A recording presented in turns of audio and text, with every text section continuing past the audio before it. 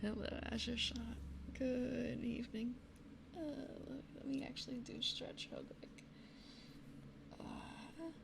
I woke up rather late again. Let me close something else. Okay, stretch real quick. I slept really strange. Oh, I think something just grabbed.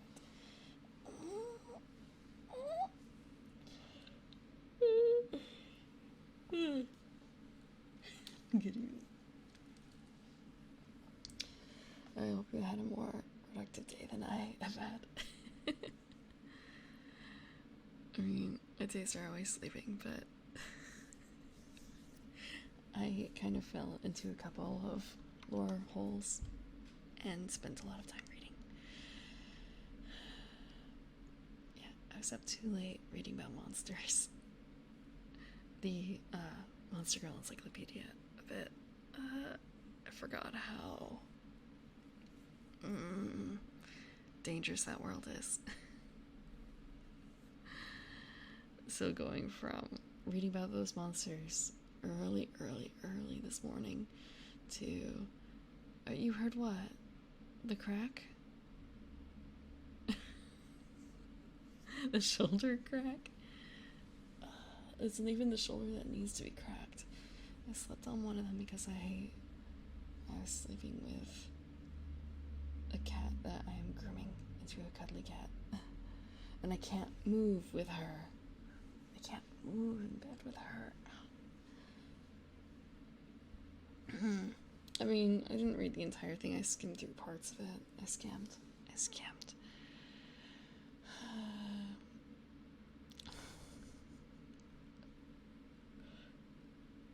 It's a sad world. My favorite tabletop RPG system.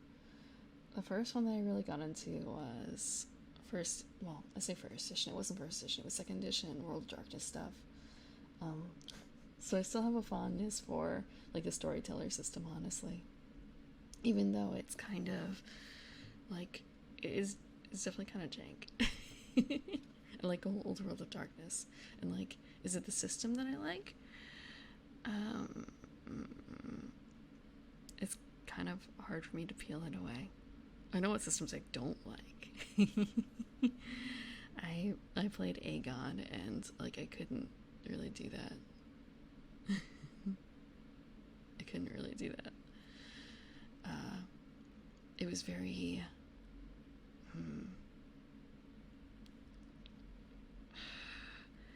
grand, I suppose. A lot of things in broad strokes, which wasn't really to my interest. I guess it made things quicker though in some cases. So yeah. I'm trying to think of other ones. 3.5 was interesting in a cringy way. I just had trouble with very specific sub niches of content, which was partly my fault. And then I played the literal worst class.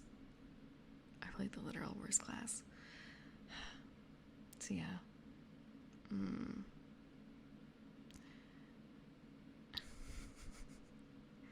I don't know if more recent editions of World of Darkness do the flaw system. I like that.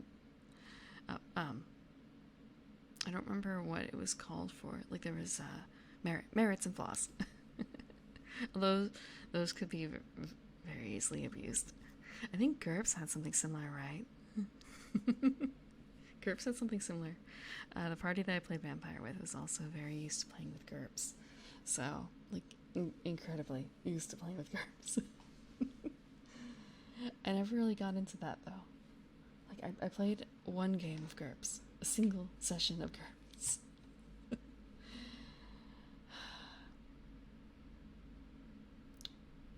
Actually, hold on. Give me a second. You're going to hear a lot of clicking because I have to think a bit.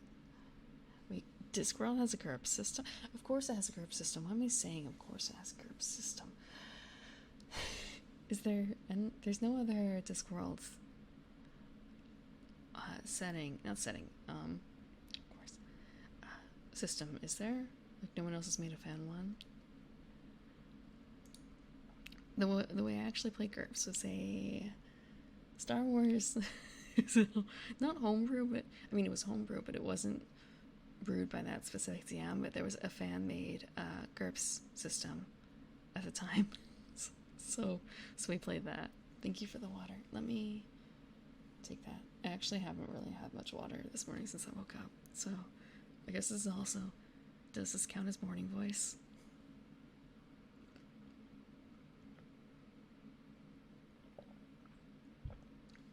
Let's see. I was going to look up something. Indoor skirt version for Discworld. Now, one of my DMs I've got in my home games, there are 3 people who have taken up the mantle of DM, and one of them loves Discworld. So it's kind of a case of, can he overcome his disinterest in GURPS enough, or rather, can the Discworld love override any sort of dislike for GURPS? And I know he was interested in running a game soon, and like Discworld doesn't fit into those. Plot. I haven't read a huge amount of Discworld, but I read a smattering. A lot of the watch stuff. I do want to read Lords and Ladies. I should read Lords and Ladies. He's got some good quotes in there about elves. You see. He's got some good elf quotes in there. I was looking for an image. The witches?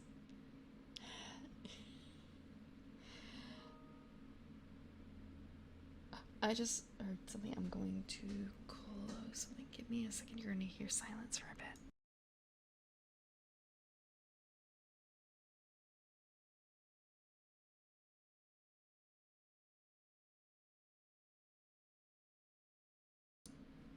Okay. I found my...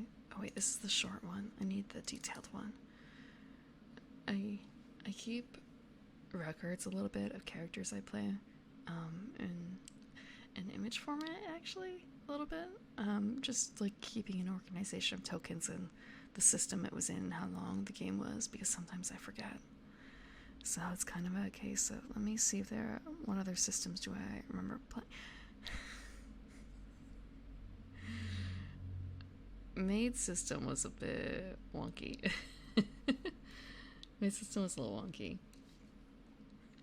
Magical Fury wasn't bad. It was a Powered by the Apocalypse game, which made RPG.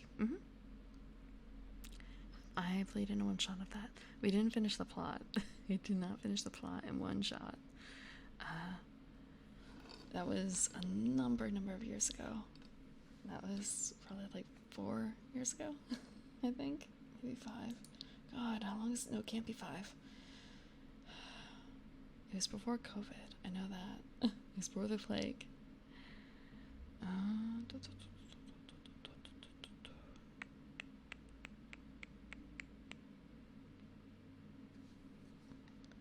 Let me see. I wish I could turn this off. That was Worlds Without Number. Worlds Without Number. I wish I'd actually read the book a bit more when I played that one. And Stars Without Number. DM gave us a cheat sheet, roughly, instead of having to read the book. I mean, I played a mage, so I did have to actually read quite a bit, but I was laser focused on that section. So I guess I would have to probably say, in terms of system, I like the World of Darkness systems. I like the World of Darkness systems. For better or for worse. I know that there's some things that can be improved upon. I recently, in the past year, I played Scion 2E, and that was fun. It still had, I guess, the 3x3 grid. Actually, and I think about it, Cyan was really interesting for a few things it did. I really like there were traits, and you can basically condense them down into a phrase that hopefully was like a trope pun type thing. And that worked out really well to like laser focus your character down. I like that bit. I think that would work for not just Cyan but other games too, but it's in Cyan. It's in 2E more specifically. It doesn't exist in 1E. I've played both editions. 1E was conceptually fun, but it was a little broken in some instances. It was a little broken.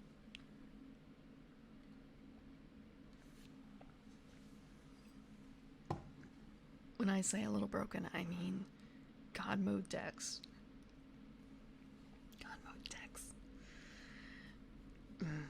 Our DM threw out the action wheel at the start, so that kind. Well, at least he said he threw out the action wheel.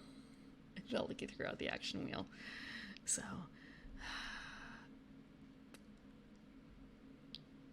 it hurt Dex characters, but only in the way that if you built your character to have like a dex of 1, I don't know if they outlawed a dex of 0 or not.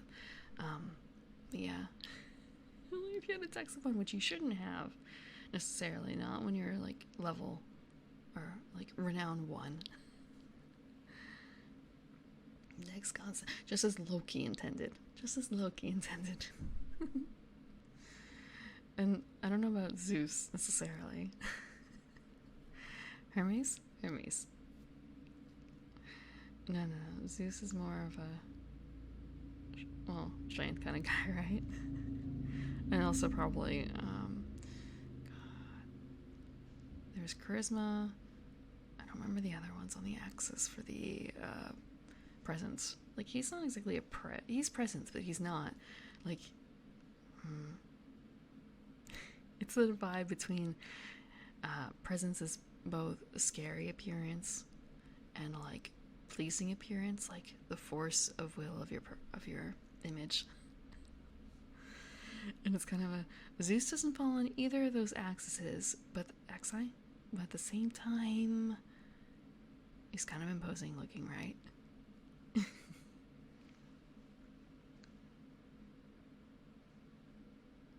Answer questions, generate tags, what you get. Yeah. That sounds like Cyan, actually. Not Cyan, Aegon a bit too. But Aegon had fewer of those. You only had one. It was your epitaph. I think I'm using that right word, because there's 2 words that are very similar. One is the kind that you have engraved on your tombstone, and the other one is a name. So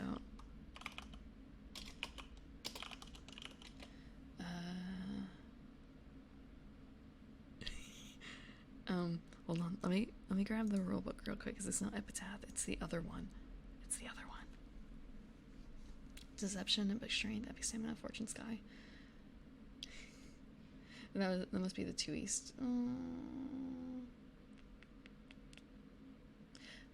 I didn't really look into the Greek ones. We didn't have any players who played Greek god-based children. In that game, Aegon is actually all about the children of the Greeks. It's actually, you're playing a band of endorsed by the gods characters who are basically going on their own little odyssey. So you may not be necessarily a child of a god, you may simply be blessed by them. Because not all Greek gods are known for having masses of children, right? Not everyone's out there getting laid. Deception, though, is a bit strange. I shouldn't say that. Deception is not strange for Zeus.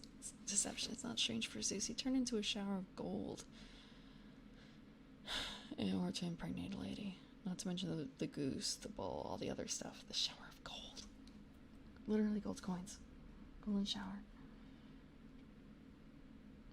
Look close.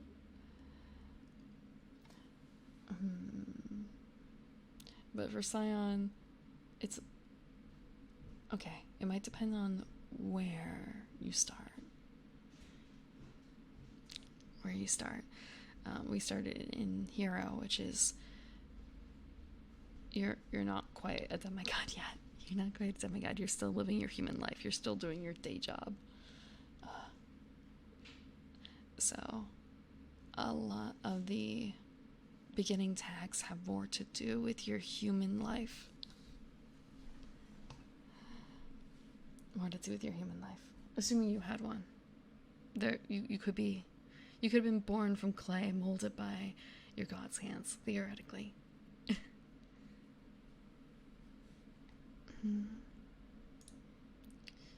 But today, okay, I was going to actually look up, it's not epitaph, it's the other word. Where is it? You're gonna hear a lot of clicks. I did not save the book. I did not save the book. I did not save the book. I have my character sheet. Hold on. Let me look at my character sheet. Did I fill it out? I did not fill out this one. This is not my filled out sheet. Epithet. That's the word. Epithet.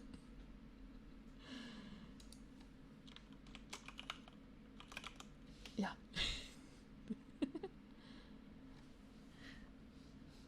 Though, to be fair, in Aegon, our epithet did, in my case, I think, become my epitaph. We ended up completing our journey, our mini campaign, and finishing off with how our character was remembered.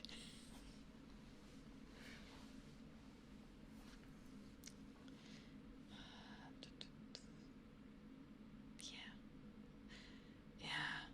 So like low levels of deception-ish, not like super high levels. He's not doing layers and layers of subterfuge. Also, there's the case of if it's Scion 1E, the powers are very wonky. I remember. So, like each level gets you a distinct separate power. So he may have only needed something from like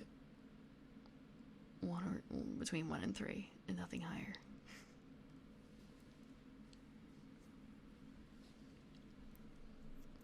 I remember I think one of the first 3 levels of fire, for instance, was basically being immune to fire. Just sort of like a what? In level 1 death, you can speak to ghosts. You can see and speak to ghosts. But at level 1 fire, you can literally be immune to fire. What the fuck? How is that balanced? Thank you. Hope you're doing well. I may not be level 1. I remember level 1 ghost, or level 1 death being speaking to ghosts. I think level 2 is basically being able to grant a mercy killing of someone who is already on their deathbed. It was unbalanced. Where did I put it? I don't have that copy anymore. Oh, I know where the book is downstairs too. I'll leave it be. So it needs to be 100% accurate.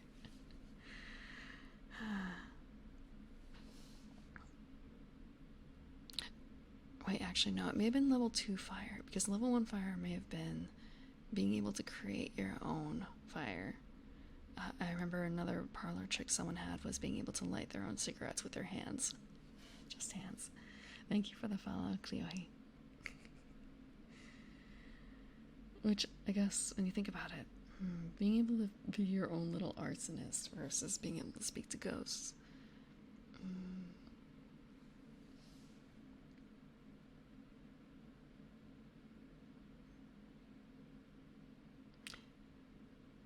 You are right, Fintech, because I was actually playing a Japanese Scion.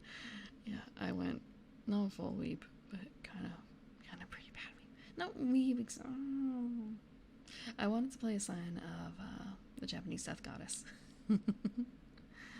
So yeah, I was able to talk to the kami inside of objects, which worked once because the TM forgot about. Well, I should say once. It was very important once because the TM kind of forgot, and it was like, wait, this thing that's supposed to be sealed, you can actually talk to whatever's inside of it. I need to take you into a side room. I need to take you into a side room and make you a bargain you cannot refuse.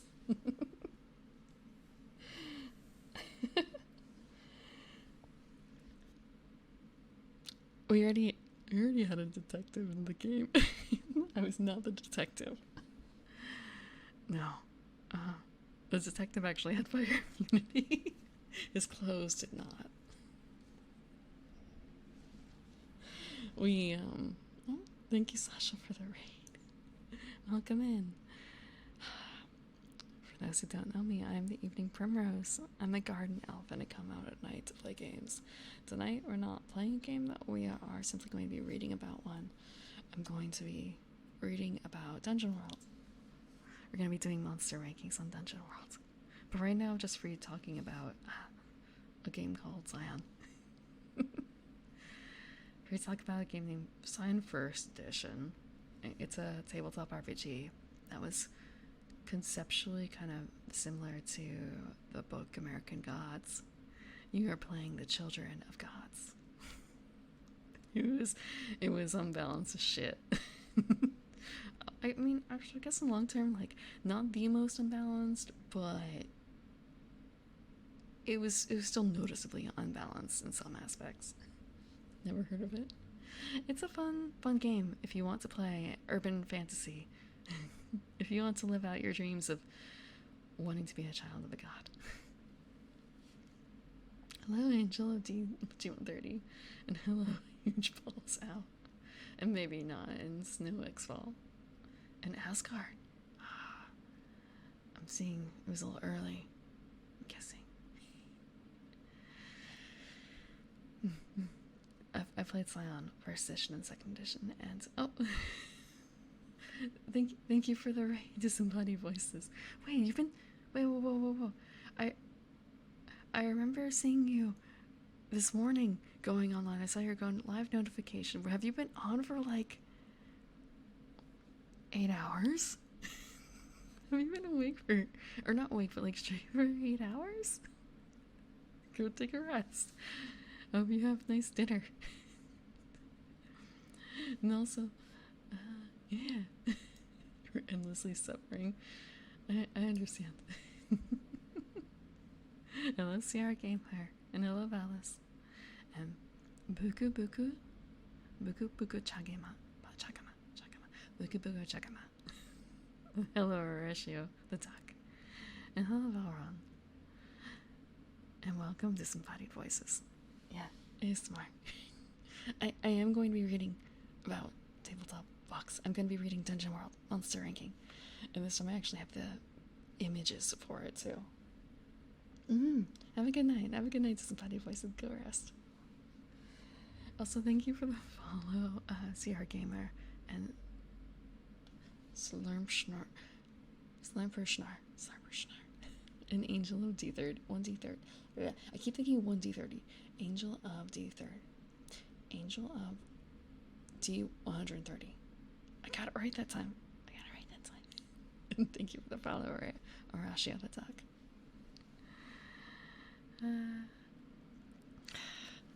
So, I am going to grab up the book. You're going to hear a lot of clicking. This is actually freely available. Let me grab the link. I don't want to update. Why didn't I? I didn't log in because it didn't want to update. This is freely available information. You do not have to pay in order to play Dungeon World. All you have to do is go to their website and look up the rules. It's free. Legit. Like free beer. Let me grab up the link. D130. Do you want to do a D130? The chances are not great. the chances are not great, I feel like. I mean, actually, there are some systems that use, like, what is it? D66 or something like that, but they do it in a bit of a strange way. Where is the link for? I should just make it like a pound. I say pound. It's not pound. Bang. Dungeon World. It would help if I could spell Dungeon World. I can spell Dungeon World. I can spell the SRD. Okay. We've got it coming up. Turn this off. Turn this on.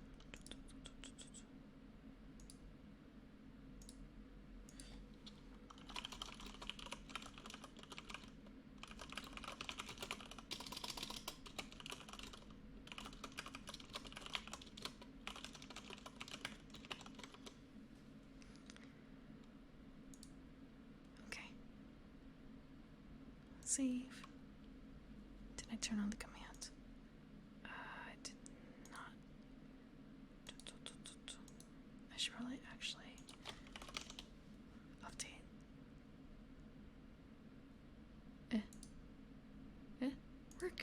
Work, team. Damn you. Oh, I didn't put that word in. Okay, we're gonna put in that book. There we go. I'm gonna update this stream info real quick. There we go. So the content we're going to be reading is roughly from there, but I have the PDF version. The alpha printing of the book is what's in the SRD. Dungeon World is, I think, it's a bit of a more, I shouldn't say more dense read. It has really good rules as an introduction to being a game master. It's much more helpful to a fledgling game master, I think, than D&D 5e is, honestly.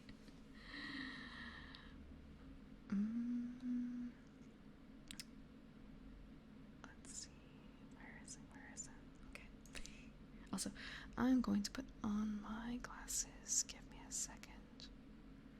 Can't see reading without glasses, can we?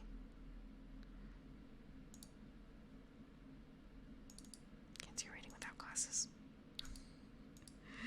I was playing one of the Zelda games. It doesn't really matter which, honestly, and realizing I was having a lot of an easier time when it was on a monitor and not on the tiny Switch screen. It was just kind of an oh frick, I actually do need the glasses, don't I? I need glasses.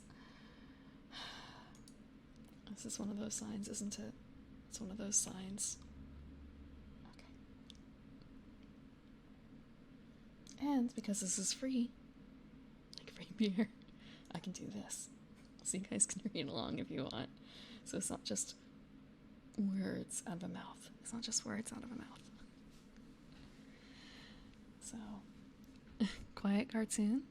Hopefully I'm not too quiet. Do I need to speak closer to the ear?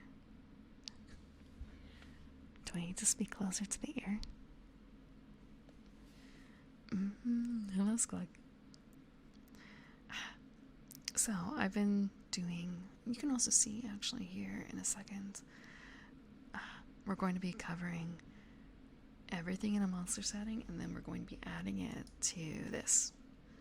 Oh, you can see a bit of the outsides, but it doesn't super matter. We can adjust that later. This is a temporary screen. So I've been working on a tier list of all the Dungeon World monsters based on how cool they seem and the particular abilities that they have. They make some weird decisions here in Dungeon World that I don't necessarily agree with. For instance, Pegasus was in the construct area. They sort of explain it, but at the same time, when you look at if you look at that and then compare it against some of the other monsters in the other sections, it doesn't hold up. It doesn't hold up in the thought process. So it's a little strange. But then again, if you're running Dungeon World, you're running a homebrew world, right? Most likely. So they don't have to have the same background content. They don't have to have the same background content. These are all samples. These are all samples. But yeah, you can already see some bend, I suppose, in my favorite monsters. Oops. Let's see. Oh, I'm not going to scroll too far down. It's going to show the monsters that we're going to be covering. The monsters we're going to be covering are Planar Powers. So we've already done, let me see, what have we already done? So that's the Aiken sheet. We've already done Cavern Dwellers, Swamp Denizens, Undead Legions, Dark Woods, Ravenous Hordes, Twisted Experiments, and Lower Depths. Those are the areas that we've already covered. Also, maybe I should explain for everyone new what a monster is in Dungeon World. I've been talking about monsters, and you might be thinking, especially looking at the monster list that we have already done. Let me go over here. Some of these things don't have to be monsters. Do they? It depends on your definition. Let's clear that up. Hello, Anonymous Dragon Slayer. A monster is just a weirdo. In Dungeon World, a monster is classified as any living or undead thing that stands in the character's way. So, we only have two sections of monsters left, actually. We have Planar Powers and Folk of the Realm. So, I want to say, your local priest will become a monster once he decides you murder hobos have done enough damage. Humans can be monsters. Also, thank you, Metro Dweller, for the follow.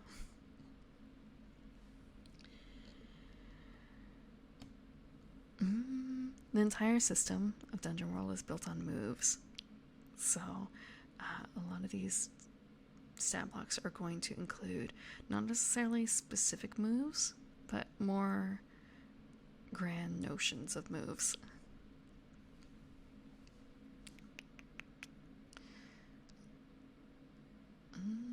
Gunpla. That's right, it's hand cam stream day for Sasha. I need to look back into my models. Every now and then I look at the pile and I think I need to paint them. They're not Gundam kits, although one of them is kind of related. It's a Pastexon. It's from the Hoi Hoi line. I don't know if they make those anymore or if they were ever very popular. Basically, I have a little kit for putting together a cockroach girl. At least I think she's a cockroach girl.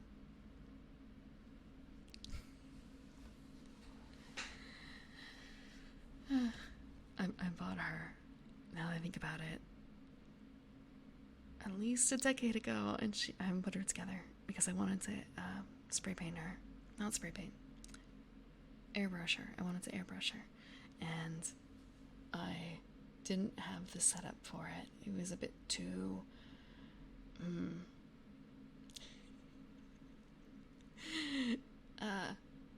either dealing with like airflow issues or wanting to get a deposit back.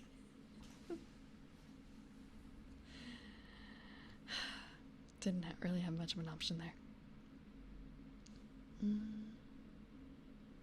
Okay, so the monsters are things that stand in the character's way, in the PC's way. The PCs are heroes. The monsters have moves, they have an instinct, they have a description, and they have damage, and they have tags. Also hit points, armor, and sometimes special qualities.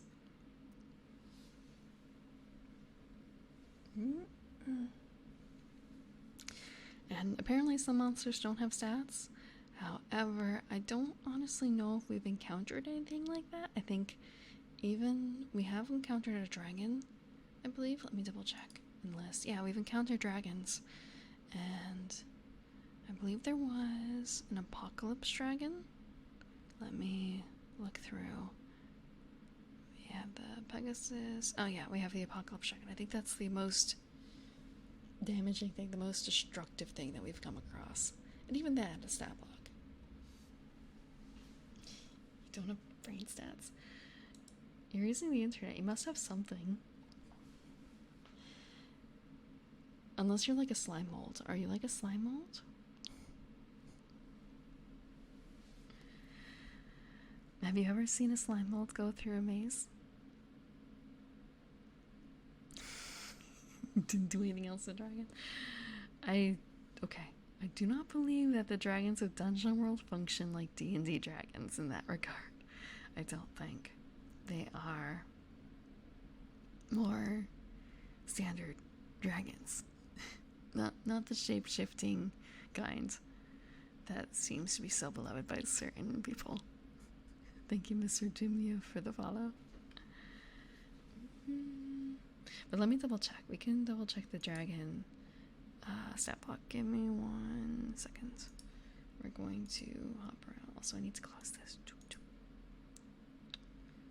This is going to maybe get a little blinding on the side. I have tried to make it so that it won't be quite so rough, the color scheme, but there are limits to what it can do right now. Monsters. Where was it? Is it lower depths? We're not looking at the they have a regular dragon right there. So, their description of dragons, very simple here. Actually, I'm going to move it down a little bit more. Dragon. Solitary. Huge. Terrifying. Cautious. Hoarder. As a bite for the best of 2d2. Or 2d12. My bad. Not 2d2. 2d2. Plus 5 damage. For piercing. It has range of reach. An additional attack of messy. Special qualities. Elemental blood. Wings. They are the greatest and most terrible things this world will ever have to offer. Instinct to rule. Moves include bend an element to its will, demand tribute, act with disdain. Technically it doesn't say it doesn't shape change, but effectively it doesn't shape change.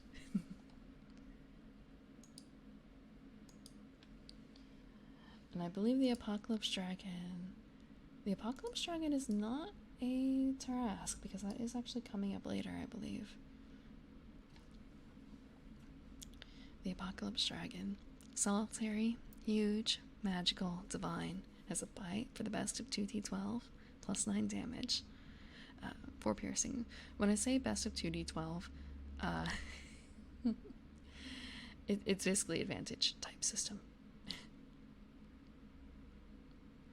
Or wait, hold on. No, actually, let me double check. Something. Because it's kind of a case of wait. Is it? Or is it the case?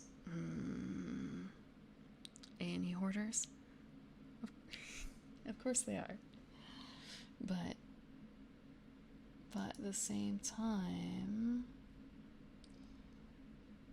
isn't that what you want out of Dragon? I mean, for all the damage, for all the destruction that they wrought, shouldn't there be a good prize at the end?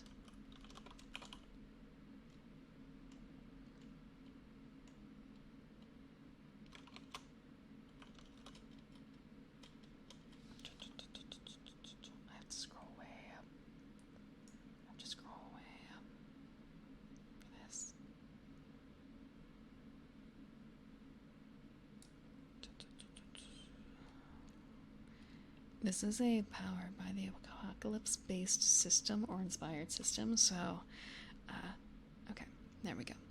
Best and worst. Some monsters and moves have you roll damage multiple times to take the best or worst result. Yeah, okay, so it is exactly as I thought. I wanted to make sure it wasn't a case of, for the best of 2d12, that you would essentially roll 2 sets of 2d12. It's not that. It is simply roll d12 twice and take the best of the two.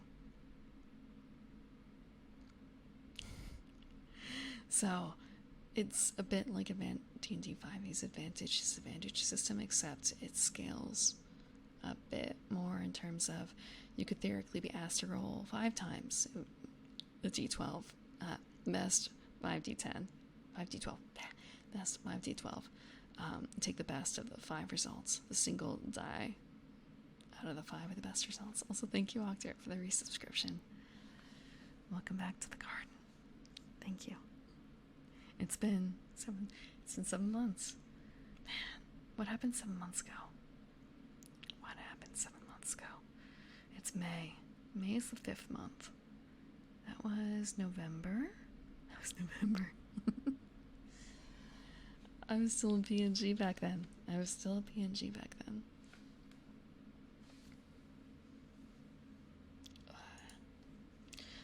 Forgive me if I'm a little rusty. I know Powered by the Apocalypse pretty roughly because I've played, I think, 2 or 3 mini campaigns with the rule set. But it's been a while. There have been other games in the meantime.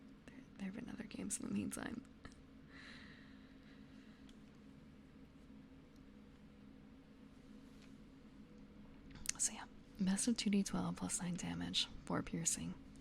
Reach for the range, and additional tags are forceful and messy. Special qualities: inch-thick metal hide, supernatural knowledge, wings.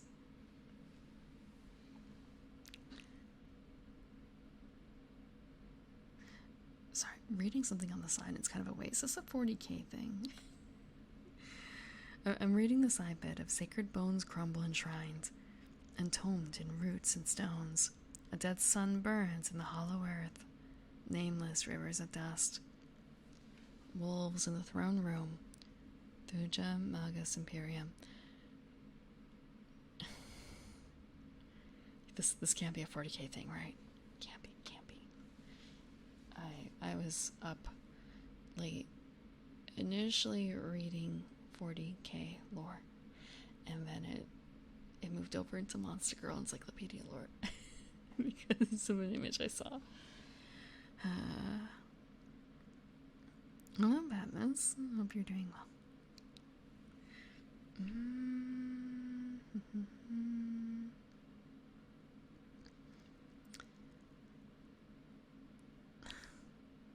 The end of all things shall be a burning, of tree and earth and of the air itself. It shall come upon the plains and mountains, not from beyond this world, but from within it. Birthed from the womb of deepest earth shall come the dragon that will end the world. In its passing, all will become ash and bile, and the dungeon world, a dying thing, will drift through planar space, devoid of life. They say to worship the apocalypse dragon is to invite madness. They say to love it is to know oblivion. The awakening is coming. Instinct to end the world. Moves include to set a disaster in motion, breathe forth the elements, act with perfect foresight. Monster Girls you don't want to slay. Honestly, rereading Monster Girl Encyclopedia, it's not a good world. You know? Looking at the options for the plant girls, for instance, the Alrune, it doesn't sound like a happy ending. It doesn't sound like a happy ending to me. But there's also, there were like 3 plant girls? I think, combined in the 2 encyclopedias, there's, I guess 4, maybe. Not the worst way to go. Yeah, I'm 334 years old, nearly 335. I don't want to go just yet. I still have I still have a couple centuries left in me, you know? Happy endings, right? Maybe.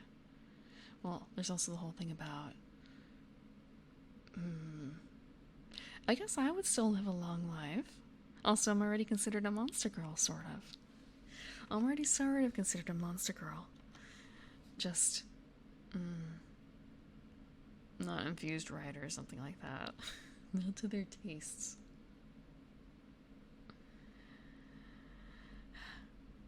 But I don't think you should be satisfied with a Monster Girl Encyclopedia happy ending. At least not with the monsters I have been perusing. Maybe I was looking at the more dismal ones, though. I was looking at pretty dismal ones. The plant girls and related are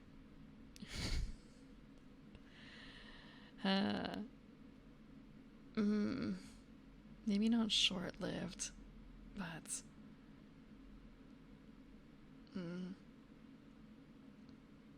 your brain is short-lived. We'll put it that way. Your brain is short-lived with them, for the most part. Okay, I think that's actually it for the Apocalypse Dragon. Let me move on.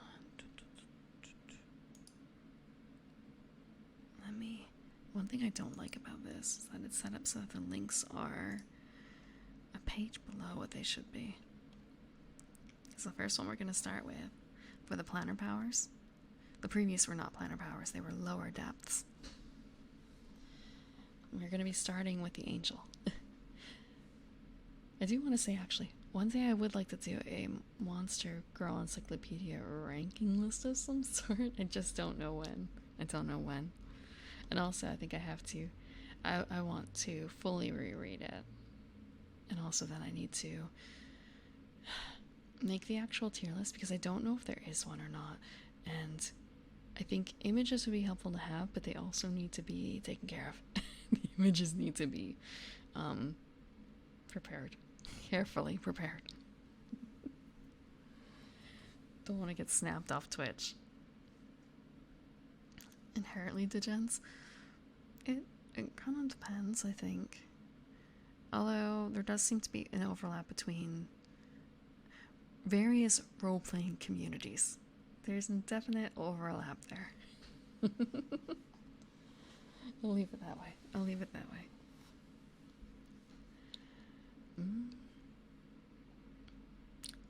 So the first one that we have is an angel. It's solitary, terrifying, divine, intelligent, and organized. It has a sword of flames, which does the best of 2d10 plus 4 damage, and it ignores armor. It has 18 hit points, 4 armor, tags of close and forceful, and special qualities of wings. Exotic roleplay.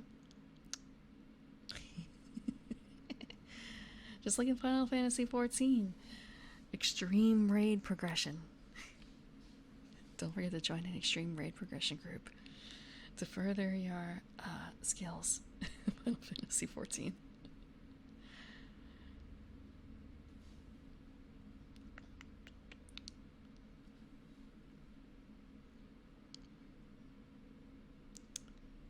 Actually, when you think about exotic roleplaying, it's kind of a... So you mean something that isn't Dungeons and Dragons? Is that what you mean? It certainly feels like it sometimes. Although I'm very glad that my group, personally, we don't play very often, unfortunately. But when we do lately, it's been not D&D. Even before, like, the big licensing issue, we had kind of roughly started moving away.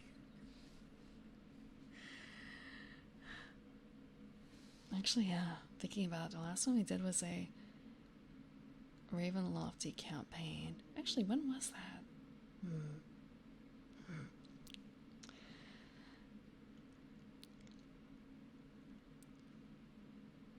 So it was written that the heavens opened up to Avrahal, and did an angel from the clouds emerge to speak unto her, and so did it appear to her. as her firstborn daughter, beautiful, of ebon skin and golden eyes, and did Averhall weep to see it.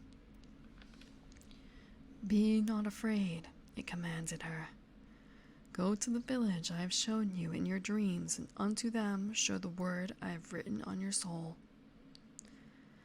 Averhall wept, and did agree to do this, and did take it up her sword and tome, and did into the villages go.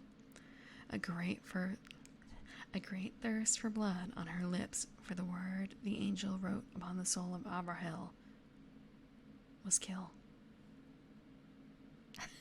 I mangled that last sentence. A great thirst for blood on her lips, for the word the angel wrote. Okay. Thank you, Rena Rinstorm, for the follow. I don't know if I deserve that, considering how much I mangled that last sentence. Instinct to share divine will. Moves include deliver visions and prophecy, stir mortals to action, expose sin and injustice.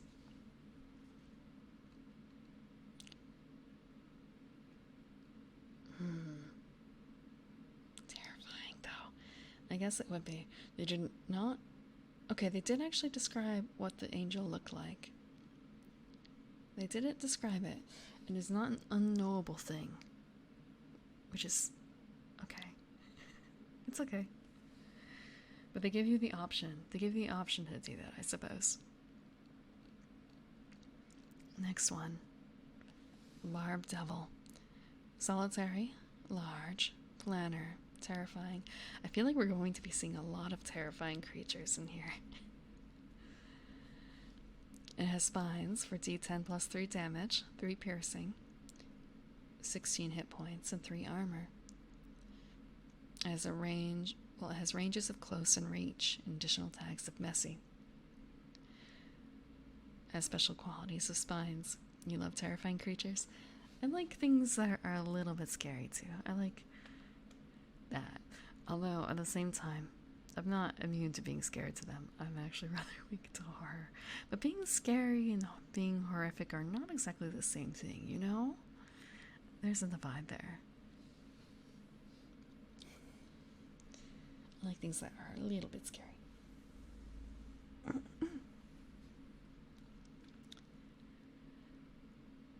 There are 1,000 forms of devil, maybe more, some common and some unique.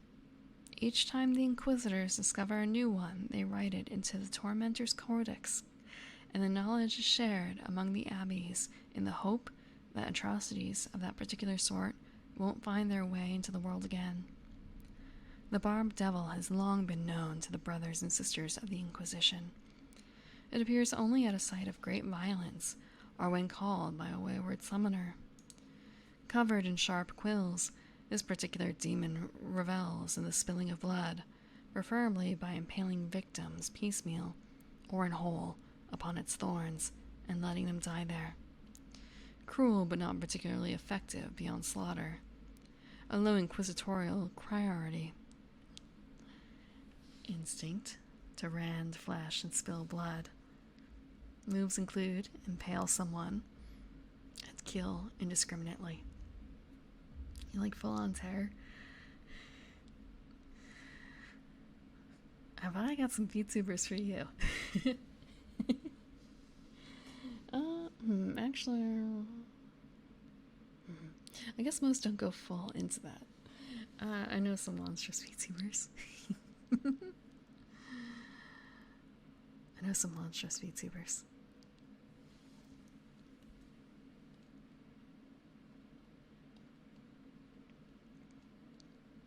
Although at the same time, it's kind of none of them are quite so terrifying as to be not something that's totally distasteful to look upon. Not quite like that. Although, maybe there are a few. I just have to think a little deeper.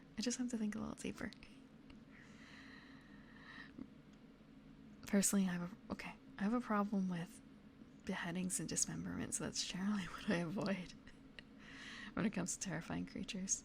Juniper's monster form. Okay, when you said Juniper, I was actually initially thinking of a lesser known Juniper, so it's just like, Juniper's monster form? Wait, Juniper? That Juniper? But she's so cute.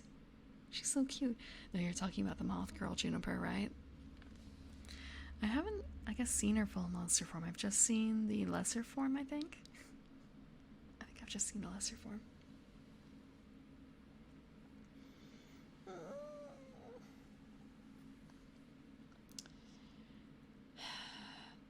But yeah, thinking,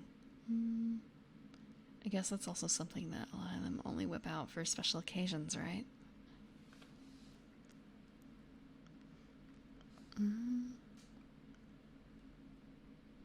Next one is a Chain Devil. It is solitary and planar. The attack it has is Crush for D10 damage. It ignores armor. It has 12 hit points and 3 armor itself. Tags for range include close and reach. I believe there's 3 tags for that. Close, reach, and then I don't remember what the third one is for damage. Did we already cover it? Close, reach, close, forceful. No, there's like a farther one. Range, maybe? It might just be range.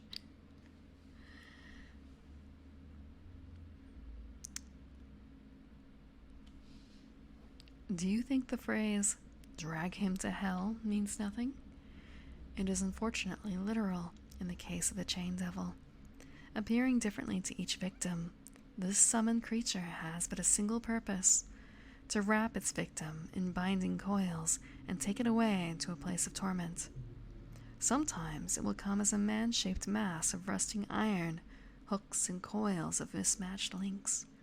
Other times, a roiling tangle of rope or kelp or twisted, bloody bed sheets.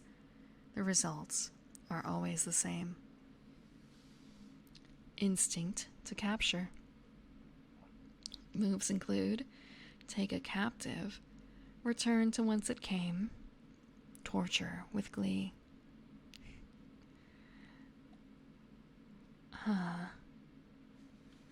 Just looking at harder. So I know that the Forgotten Realms Chain Devil does not look quite like this. It's more humanoid covered in chains, although chains are part of the attack.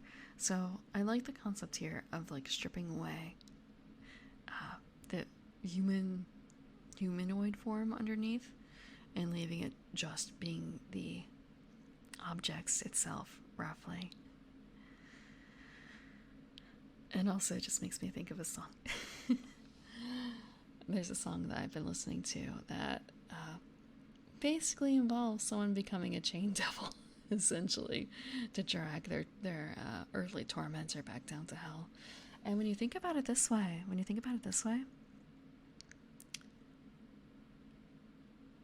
forgot the name of it. A Christmas Carol. I'm thinking of Muppet Christmas Carol. What is the name of the underlying story with Scrooge McDuck? It's not Scrooge McDuck. With Ebenezer Scrooge and all that stuff. Is it actually a Christmas Carol? Basically, Marley is a chain devil in that case, isn't it? I'm making sure. It might be that they chose a different name. What? No, it's not that song at all. I actually don't know any. I know, I guess, like one Rihanna song. Did she do Umbrella, or was that someone else? No, it's called Leave Luann. It's a fairly long song. I think it's, like 8 minutes or so, maybe 6, broken up into multiple parts, and it's about a abused woman an abused Southern woman, and how she finally gathers up the courage, if not the brains, to escape from her abusive husband.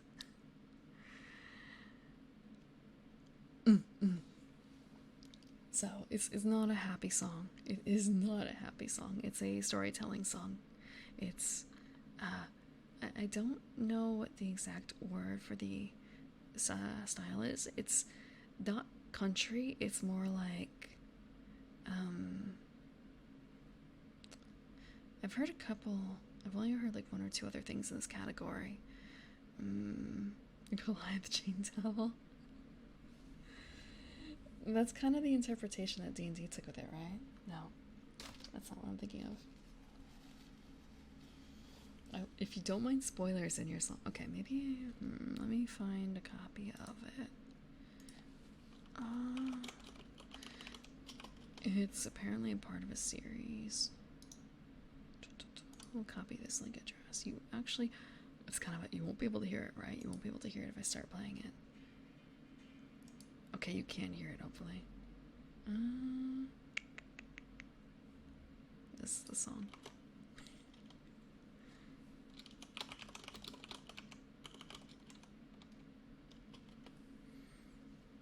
It's part of a series, but I think they're all pretty detached from each other.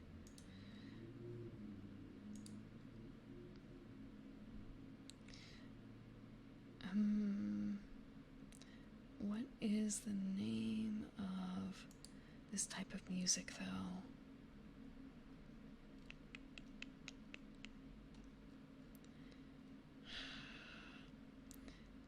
More like Appalachian style music, if that makes sense.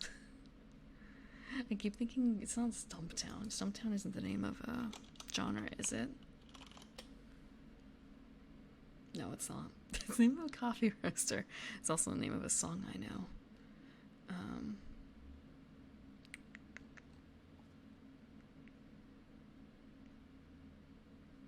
One day. It'll come back to me. It'll come back to me. The name of this genre. At like 5 a.m. There'll be a 5 a.m. tweet. Southern Gothic? Is that what it's called? I don't really think so. When I think of Southern Gothic, honestly, I'm thinking of more like... I guess there's a difference between goth and gothic. I think of actual goth music. I think of goth music. I don't quite think this qualifies as goth music, but gothic in an older style, perhaps. Perhaps.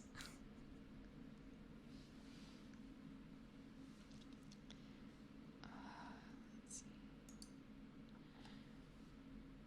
But yeah, very, very traditional, bringing someone down to hell concept. I like it. Especially with how the form changes, or the form can change. Probably depending on the particular person it's dealing with.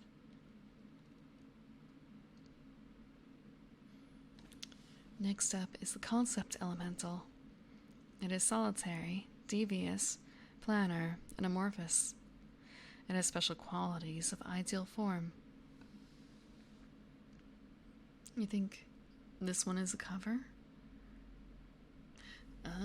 Let me listen. You mean for Leave Luann? Let me pop it back up. Oh, it's so loud.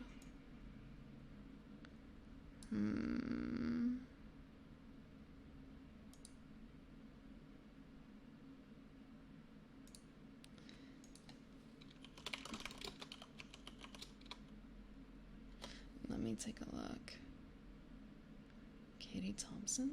Have you heard this song before?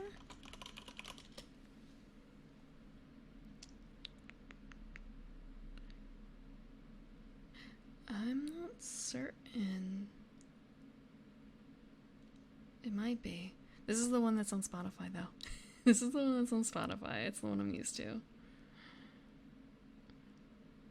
It might be because it's a case of...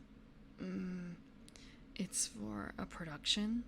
So it might be that Katie Thompson is the original person who sings it. But at the same time, she wasn't part of the recording set, I guess.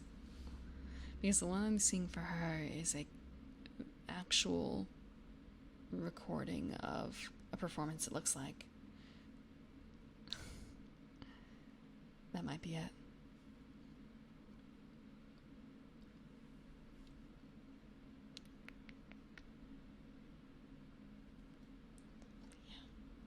Let's give give everyone else an idea. Let me grab up the lyrics real quick.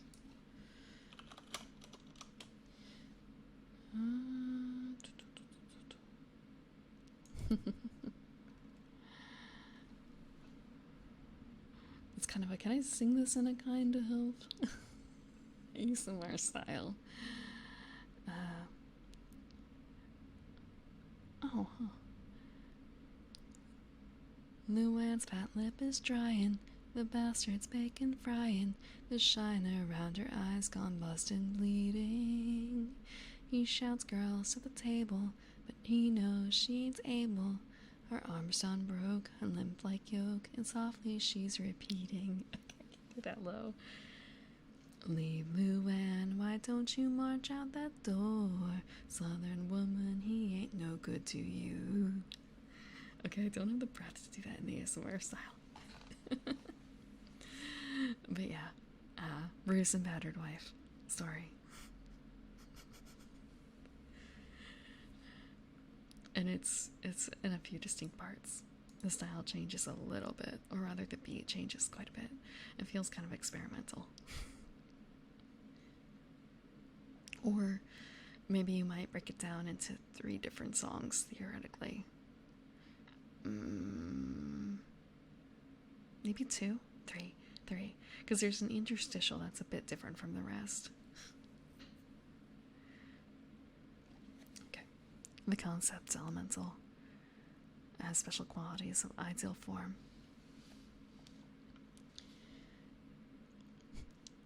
The planes are not as literal as our world. Clothed in the elemental chaos are places of stranger stuff than air and water. Here, rivers of time crash upon shores of crystal fear. Bleak storms of nightmare roil and churn in a laughter-bright sky.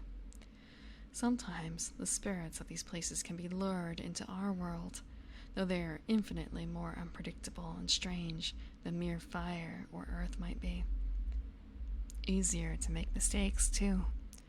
One might try calling up a wealth elemental and be surprised to find a murder elemental instead.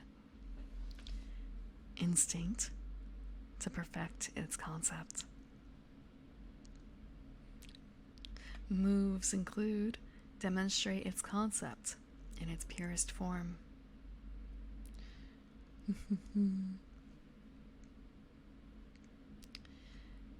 So basically, anything you want it to be. Anything you want it to be as a DM.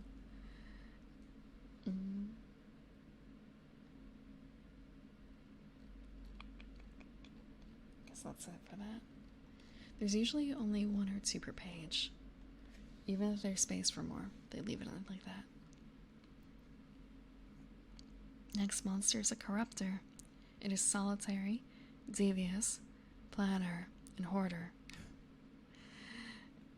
It has, for attack, Secret Dagger, the worst of 2d8 damage, 12 hit points and 0 armor, and a range of close. Just worst of 2d8, I guess because it's kind of a backstabby type thing. But it's not very good at that.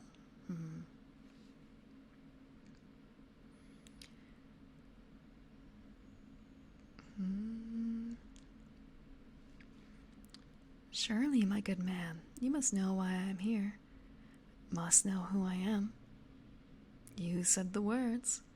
You spilled the blood and followed the instructions almost to the letter. Your pronunciation was a bit off, but that's to be expected. I've come to give you what you've always wanted, friend. Glory, love, money. Paltry things when you've the vaults of hell to plumb. Don't look so shocked. You knew what this was. You have but one thing we desire. Promise it to us, and the world shall be yours for the taking. Trust me. Instinct to bargain. Moves include offer a deal with horrible consequences, plumb the vaults of hell for a bargaining chip, and make a show of power.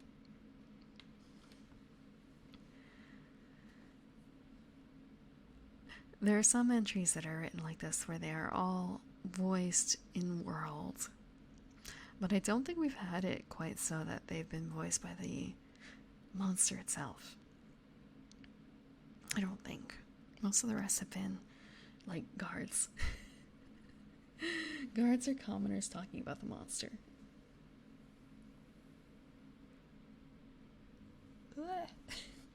Sorry, I just woke up. I'm a night blooming elf. I woke up like 2 hours ago. Just about, actually 2 hours ago, and I'm still like not fully woke up. I didn't have any tea. I don't necessarily think that would work in this game though, unfortunately. You do have the option for you do have the option to be evil. Those are alignment choices you can make. You really only need D&D. Yeah, I earlier covered PC options at the beginning. There's fewer than there are in D&D in terms of classes. However, there's more options inside of it. I think they have options for different moves. Oof, my shoulder.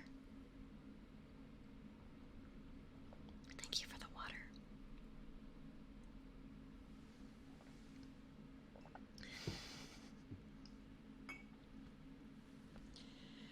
And PvP is possible in this game, but I of course wouldn't suggest it, to be honest. I wouldn't suggest PvP. And I think a corruptor type character like this would absolutely instigate PvP in the end. Oh, Berserker boy. Hope you're doing well. It's been a rough start to the evening. I woke up late and my shoulder. I was a cat pillow for too long. I've been a cat pillow for far too long.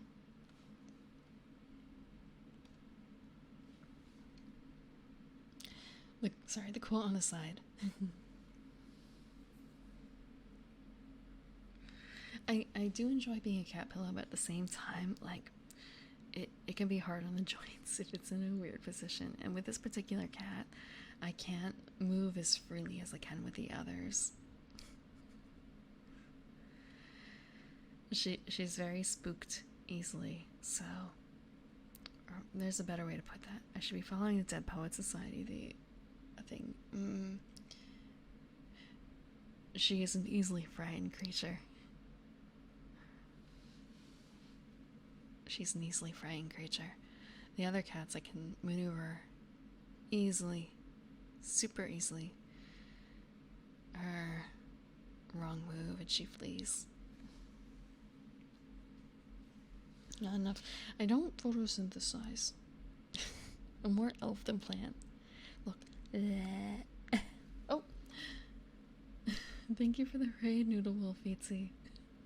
Welcome, raiders. Hello, Bromf and CC and Estolfo and D20 and Lurking Yoshi and Noodle Wolf yourself and Sasat and Tadas and Anti-Blaster 69. Thank you. I'm having a little bit. I woke up 2 hours ago. For those who don't know me, I am the Evening Primrose. I am a garden elf, night blooming garden elf, like the evening primrose flower itself. I come out at night, and tonight I'm reading about Dungeon World. It's a tabletop RPG, and it is free, like freeware. You can read the rules yourself, legit, right here. Costs nothing to play. It only costs money if you want extra special classes as a PC, and you don't need those. You do not need those. Hello, M. Raiden. My bad. Do I do grass type Pokemon? No. I'm a garden elf. I'm more of an elf than a plant. Look. Look, pink on the inside. Pink flesh. I have regular blood. I have more humanoid blood than plant sap. I'm an evening primrose. We're actually not that closely related to primroses. You can see them in my hair. And my move real quick. Do I accept dwarves? Dwarves are fine here. I don't think shoes are toys. I'm like, okay. I'm the NPC you leave back in town. I am not particularly blessed in terms of green thumb. I do have a garden. Okay. I'm going to, here's the dress. Covered in evening primroses. Common evening primroses. There's other types of primroses, but these are mine. I don't know who's Santa. Who's Santa? I've also got primroses on the dress or the stockings.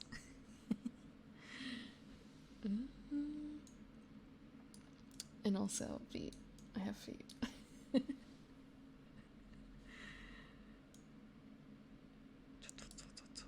The darkness in here isn't very conducive to being able to see much, unfortunately, of dark outfits. This is what I have right now.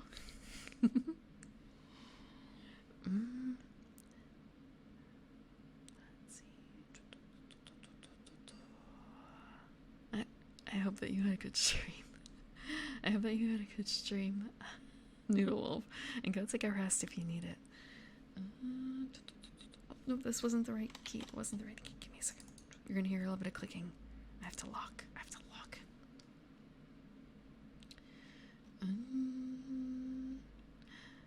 See, we're doing ASMR yourself. Licking the feet. Look, I don't really like shoes. If I don't have to, I don't wear shoes. Although, sometimes in the garden you have to wear shoes, right? Also, thank you for the follows, D20 and HOKTO1 and Noodle yourself and Negative Tron and Top Tropicanical? Okay, I got that right. And Lurking Yoshi. And thank you for the follow, Logie Boy and Zexat. And Iante95, thank you for the follow. Curiandel. Wait,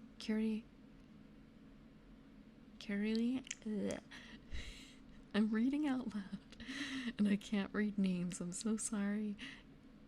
Curiliandel? That's an elvish name. I've seen one. But not like a garden elf name necessarily. More traditional, more trad. Thank you, Discorded Joker and M. Ryden for the follows as well. You slip on sandals? Yeah, I have a few pairs of sandals. I recently bought some Crocs because I had to. There's no way. I was used to walking barefoot, and I was in a place I could not walk barefoot, and regular walking shoes hurt after a while, so I went with Crocs. I bought Crocs.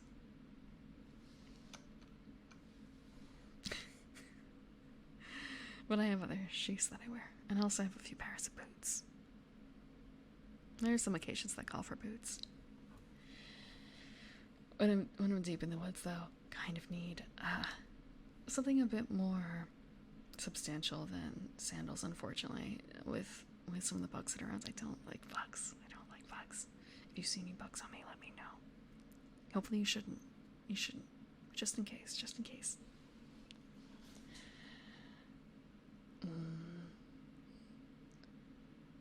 I'm not a garden gnome. No, there's... I actually have a redeem usually when I'm not doing ASMR for throwing garden gnomes at me. There's a vast difference between me and a garden gnome. For one, I'm vastly taller. I'm over 5 foot tall, but I'm not 6 foot tall. I'm in between there. They are not the famous Lightning McQueen Crocs. They are limited edition gardening festival Crocs from Epcot. They've got figments on them, and I think they have Snow White, and they have the Tropicana bird. They've got Epcot focused characters Limited edition, yes, because they're only sold during the Garden Festival, which is only like half the year in Epcot. Thank you for the follow, Sona Bacana and Anonymous Dragon Slayer. It was either that or getting really Disney ones. I mean, they are really Disney. I did post an image on Twitter of the croc in question because I had, just like days before, said that I wasn't ever going to do it. And in the language of flowers, do you know what primroses stand for? Do you know what primroses stand for in the language of flowers? It's faithfulness. And do you know what evening primroses stand for? Because they stand for the opposite. Evening primroses are for inconstancy. So like 2 days after I said I was never going to do Crocs, I bought Crocs. I could not stand the suffering anymore. Like, the feet will look a little bad for a little while in the Crocs. It will look dumb, but at the same time, at least then they won't be literally being torn up by the shoes. From Genshin? What do you mean from Genshin? The language of flowers? Do they have a language of flowers in there?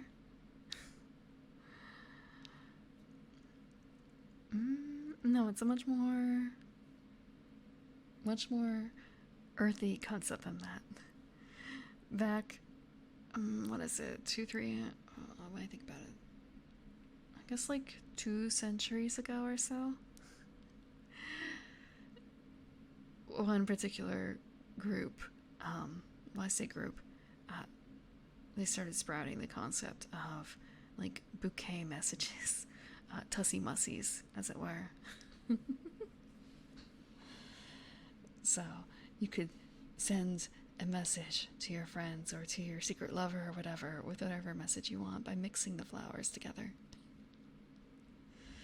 And some of those consist, even today, the concept of giving a rose to someone. If it's a yellow rose, it's a rose of friendship, right? If it's a red rose, that's love, like romantic love. And some flowers are for joy, like a bright joy. And asphodels for the grave, or lilies for the grave. White lilies especially, more so. Easter lilies. Pumps are just waking up, so I should be more quiet. I should be more gentle. I'm sorry.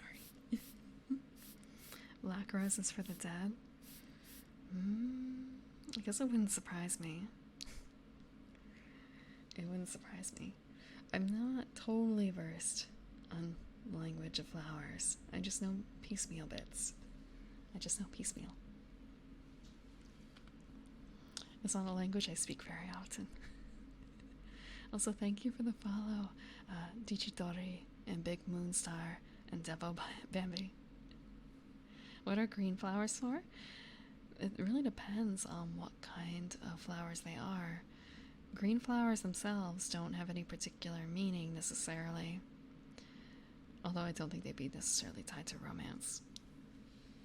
Reminds me, there's a particular gacha game that is coming out with bouquet cards for their characters, and one of them has a particularly green bouquet. Green and purple, actually, quite like my colors. Not so much on the yellow, though.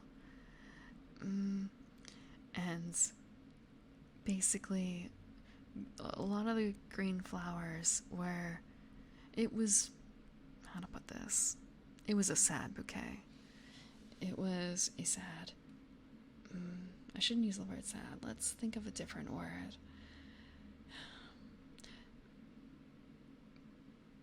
Melancholy, deceived, a bit of anger in there. All those things jumbled into one bouquet.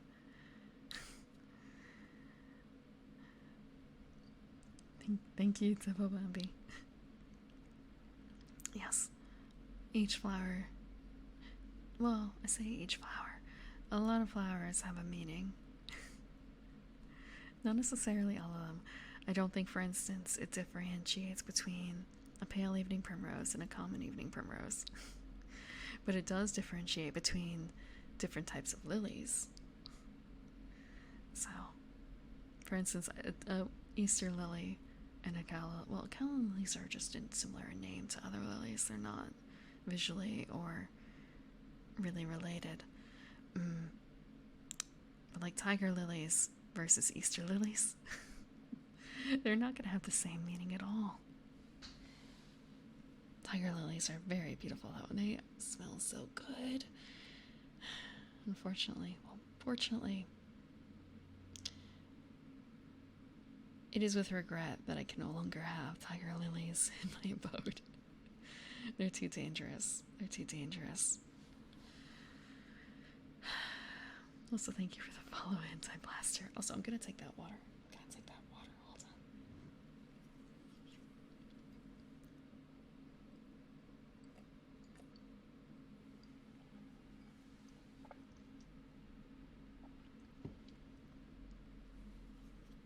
Tiger lilies are white on the edges of their petals, and they are pink and orange on the inside of the petals, and they have spots on them, brown spots.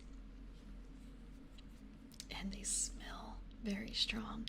You can probably smell them without being able to see them. You can smell them coming. And I enjoy the smell. So it's a boon for me, but for others maybe not so much. Especially if you're allergic to pollen. But lilies are incredibly poisonous to cats. I have 3 cats, so I value my cats more than I value having tiger lilies around, or any poisonous plants, really.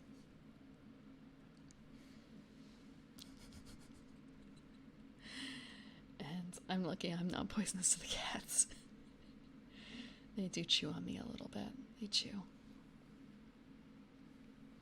Okay. But I was reading Dungeon World. Lilies of all sorts are actually poisonous to cats.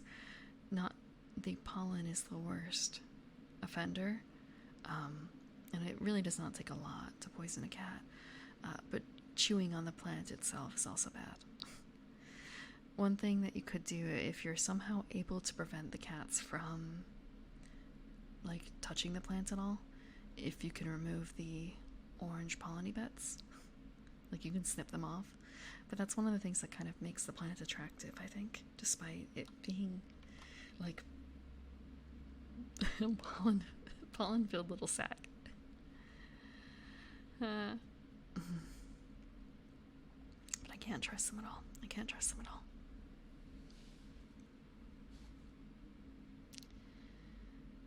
So we were looking at the Jinn monster in Dungeon World. As a reminder, a monster is anything that stands in the way of player characters. Language of flowers in Wikipedia. Yes, there's a symbolism of flowers page that is pretty decent. There's also, on Gutenberg, there is a language of flowers book from the 1800s, I believe. That is also very informative. It has a larger amount of flowers available, and not just flowers, I shouldn't say just flowers. It includes things that are not flowers in some cases, but maybe included in a bouquet, and it also includes some things that you may not think of as flowering plants, but are. For instance, have you ever seen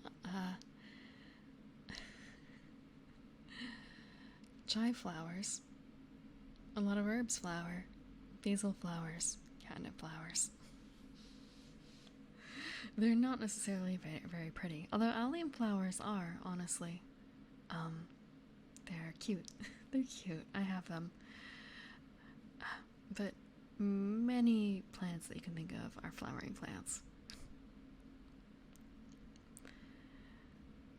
But yeah, for some reason it also includes, I distinctly remembered, like fungus, mushroom. It's not a pleasant meaning. You maybe, how to put this? If you're getting a bouquet, would you be excited to see fungus in there? Not really. Not really.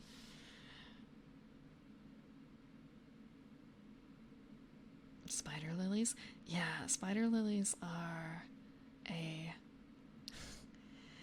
death flower. Red spider lilies in particular. It's a very common image in anime, right? When you want to imply someone is close to death in terms of, not as in they're dying necessarily, but they are dead or they've been resurrected.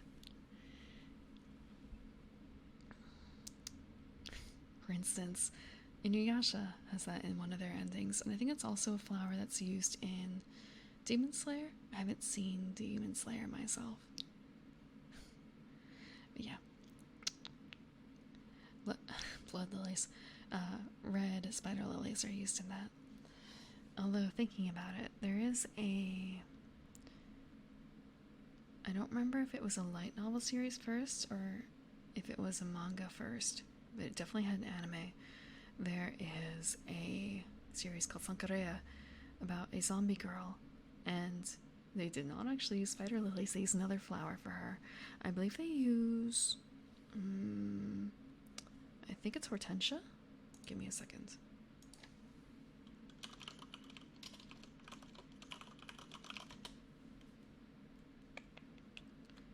Let me double check. Yes, they use hortensia, which is also known as hydrangea. So that was a bit of a unexpected. It's unexpected. For those who don't know, hortensia hydrangea is a flower that it's blue or pink usually, but it also comes in white. But it is a color changing depending on the acid levels, the pH levels of the soil, generally. Or at least the common ones are. As I said, there are multiple types of hydrangea. Bulrush and cattails can look really good in a bouquet. Yeah, a lot of things just need to be arranged nicely. They need to be complemented. The same thing with potted gardens. I say potted gardens, like potted plant sets. Although I haven't really done any like potted gardening myself. I'm still new to that. I've never read Tokyo Ghoul, so I'm not certain if they use spider lilies in there. I'm not certain. Oh, they did? Okay, they did. I skipped over like a generation of anime. And even then, I think I may have aged out of the appeal of Tokyo Ghoul, personally. Also, thank you, Clog Dam and P-Bar, for the follows. There's a concept in potted plants for thriller, spiller, and I forgot what the third option is. Filler? Thriller, spiller, filler. For keeping interest in your potted arrangement. And I wonder if the same thing kind of applies for flower arrangements. You've only ever had to buy white lilies and roses for your mother. Speaking of which, today is Mother's Day in the United States. If you haven't already called your mother, do so. If you are in good spirits with your mother. I kind of forgot. I mean, she didn't expect me to be awake anyway, but more specifically, it was my mother's birthday earlier this week, and I forgot.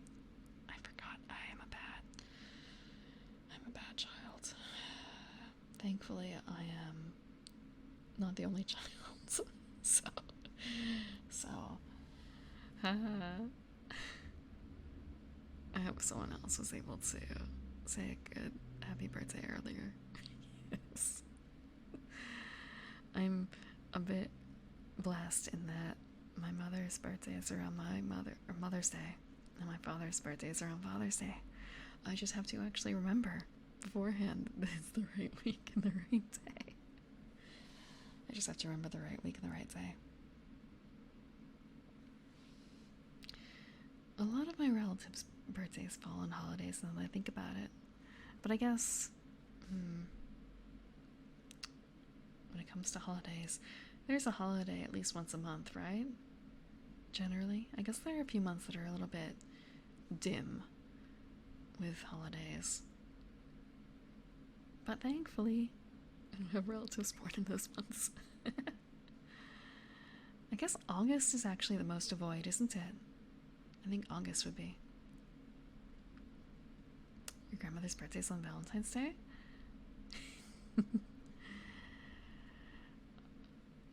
Oh, I hope that it didn't cause any rifts. And just imagine, there's no way that your grandfather could have forgot, right? April sometimes has Easter, though. April sometimes has Easter.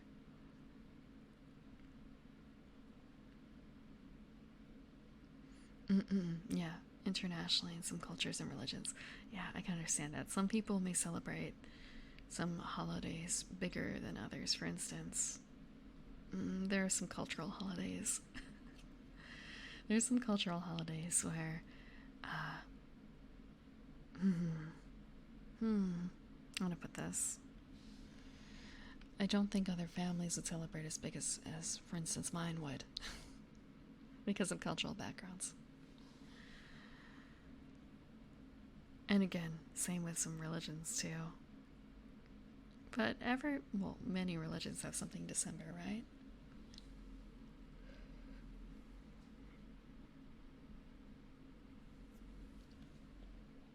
Although I guess Holy is more so in November, isn't it? Sometimes even into October. It's a wandering holiday. Thank you, Leo Lictoris, for the follow.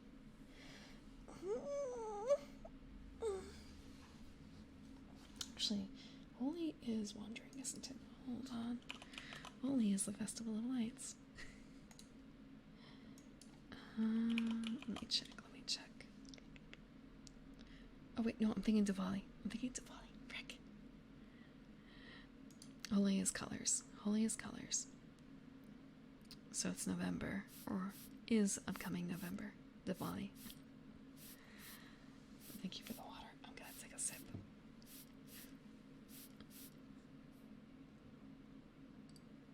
It is too late for self-care.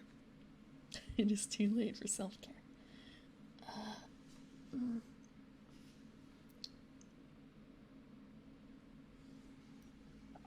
My cats have already ruined me for the day.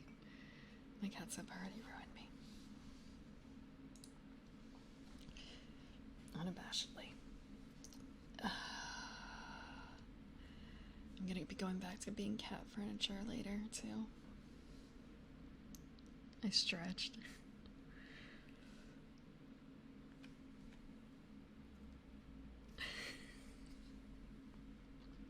It's a hard stretch. Give me a second. I'm gonna give you guys a free stretch. When I have to get up. When I take an idle break. I don't have too much of a problem with that. The cats.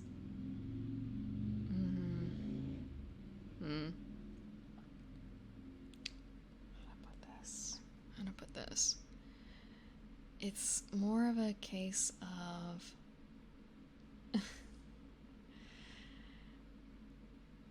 being in a bad position and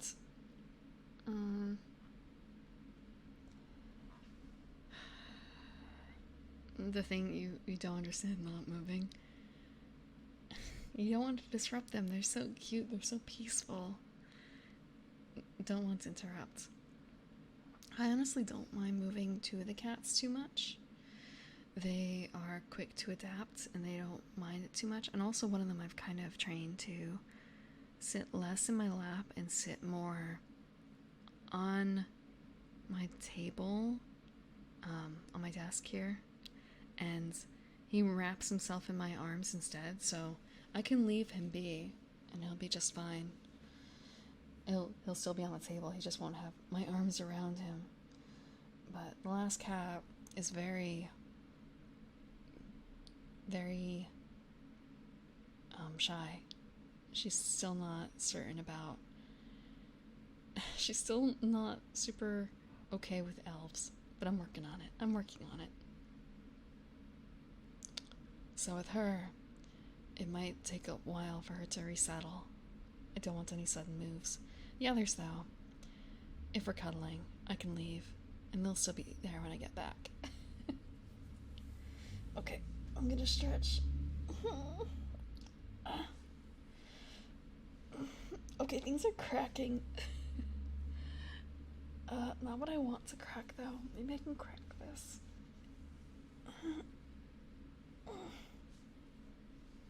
No, it won't crack. It won't crack.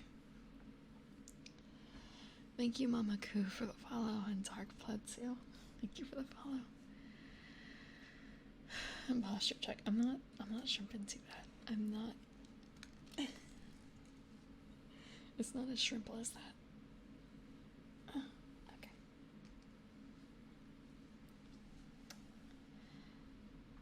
They say movement and play for dogs. It might depend on the dog you have too.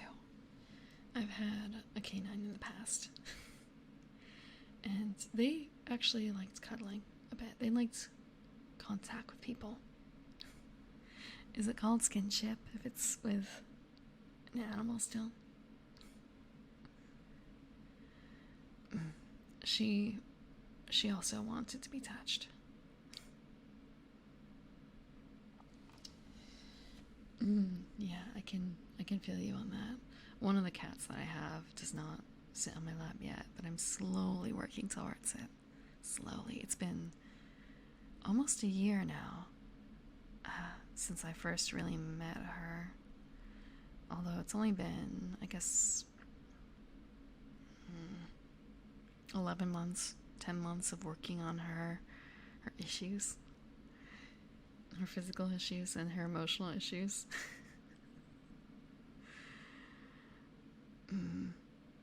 Physical issues came first, though, and that really put a pin on being able to deal with her emotional issues.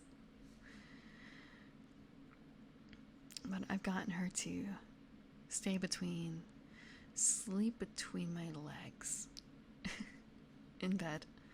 So I think that's a great big chasm we just crossed. She feels okay resting against me in that manner. Someplace I can't easily necessarily reach without her knowing about it, but still close to me. Only 2 cats like you. They may just need to warm up. I found that. Or rather, I guess it's a mix between they need to warm up to you, as if they were just slow to love, and then there's the ones that you need to like mold. You can kind of mold cats too, in a way. That's what I'm doing to my formerly stray cat. I'm molding her into a cuddler. I'm molding her to be like my other cats. Which I think is going to be a problem, because like having 2 cuddlers already is a bit much. Having 3 cuddlers might be untenable. My favorite board game. Last time I was asked this, I said I like Betrayal. It's sometimes really unbalanced. I say sometimes, it's often really unbalanced. There's also Bargain Quest. I like.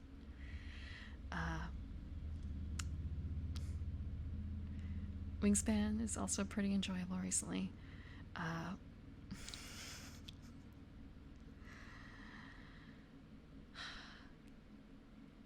yeah, I think if I were to bring a board game that I want others to be able, that's Bargain Quest, I think. Right now, anyway. Right now.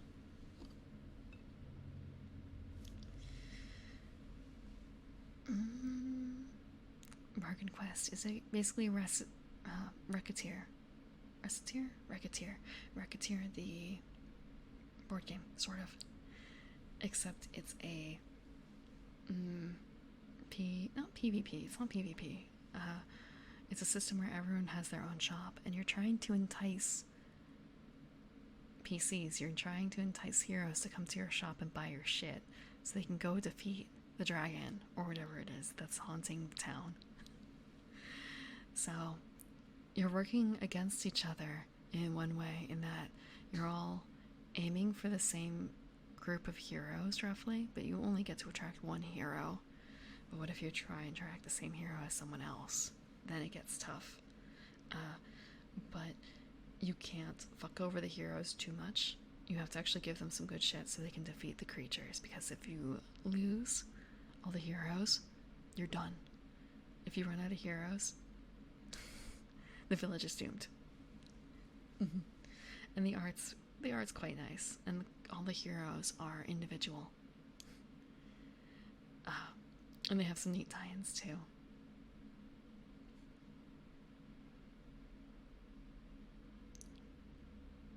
She'll meow at your door. I have a cat that actually interrupts stream by doing that too, especially ASMR. Speaking of which, it's about their feeding time, honestly. I think I'm gonna take a break because it's actually their cat's feeding time. It can wait a little bit longer. Thank you, Penzil Song, for the follow, and thank you, Nora, for the follow, and thank you, Gamer Suppository, for the follow.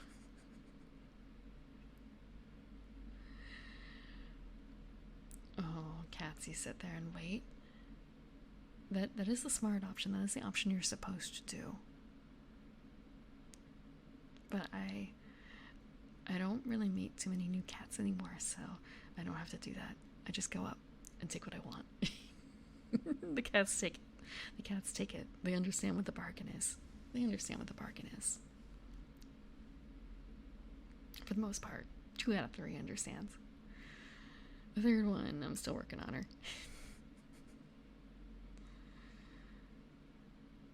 The one that isn't a lab cat wants to cuddle.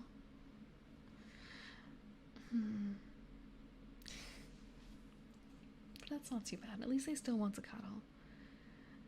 It might be more difficult if all of them want to cuddle all the time, honestly. Then you're just covered in cats and you can't do anything. Do you want to hear a secret?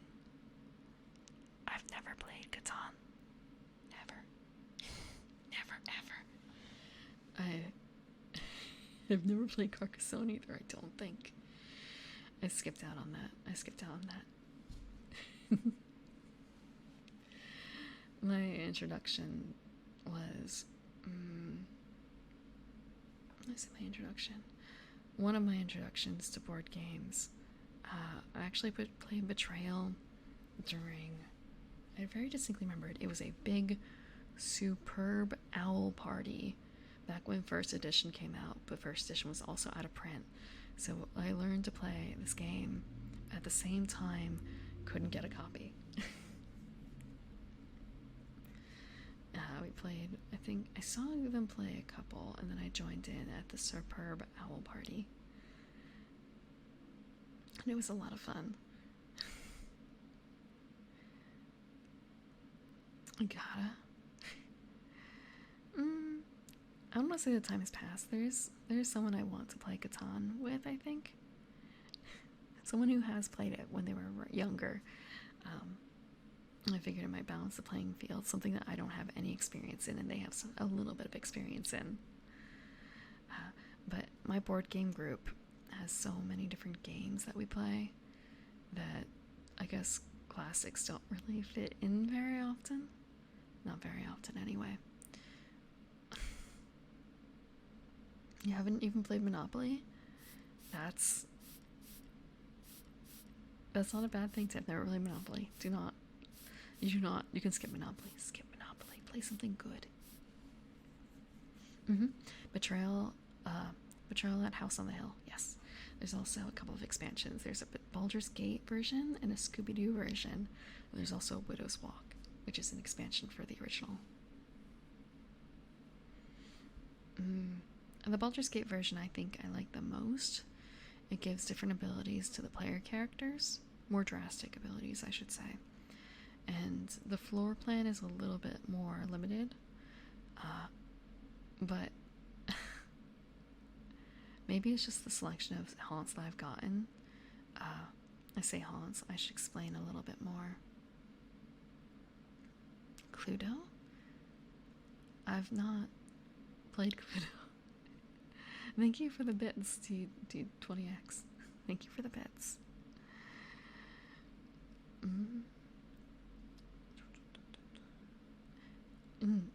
I have a board game group, and they started as a board game group, then it moved on to be a tabletop RPG group / board game group. It kind of moved over a little bit. It's a little bit more fragmented than it was, but they were not the ones I first played Betrayal at House on the Hill with. Actually, the very first game that I played with the group was a card game. It was a card game. Anomia. But I played a number of games. There are a number of people in there who... I guess it's FOMO, fear of missing out. Kickstarter FOMO. There must be at least 3 or 4 copies of Gloomhaven in the group, to be honest. It's kind of crazy. That many copies. Not to mention other games, too. So, there's a number of games I've only played maybe like once or twice. So, I will have faint memories, or I won't recognize the name, but I will recognize the board or mechanics or things like that. For instance, someone brought up a game a while ago on stream that was a bullet hell game. It was described as a bullet hell game with anime girls, and it was kind of that sounds interesting, okay. And then looking at the art, I realized, wait, I have played that game. I think I was pretty drunk, which is kind of the story for a lot of them, because my board game group meets at a pub. So that also does not help with the retention necessarily of rules past the night or names past the night in terms of games. Gloomhaven is a tabletop game. It's a tabletop game. You move figures on the board, and it's much more regimented, I think, than a traditional tabletop RPG. And there's not really any role-playing in it, is there? Like, I guess you can, but it's a dungeon crawl tabletop game. Tabletop games cover board games. Tabletop games include board games. But tabletop games also include, like, tabletop RPGs. There's also other tabletop games, too. I believe things like billiards and stuff are considered tabletop. Snooker? I actually don't know what snooker is. Please correct me. So I guess it's a more general, squares and rectangles fits. It's a tabletop group that I have. It's a tabletop group. But we haven't met in a while.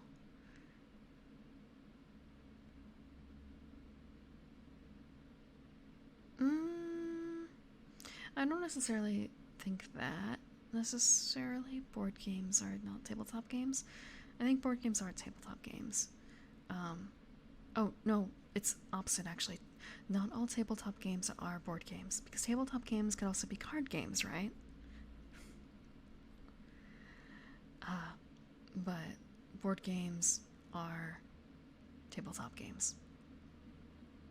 Board games are tabletop, but not all tabletop is board games. Like that. So, I don't have a whole lot of experience with card games either. but I have a little bit of experience. But never an attorney or anything, just for fun. Just for fun. Just between friends.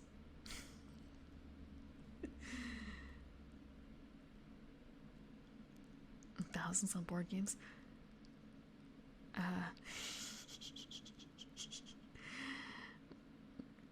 Don't look in my library. Don't look in my library. Also, there's a Kickstarter a year ago for a board game table, and that's going to be due in actually this month, I think, sometime. That's thousands of dollars worth of convertible dining table. With a not custom, with like a DM pullout and everything.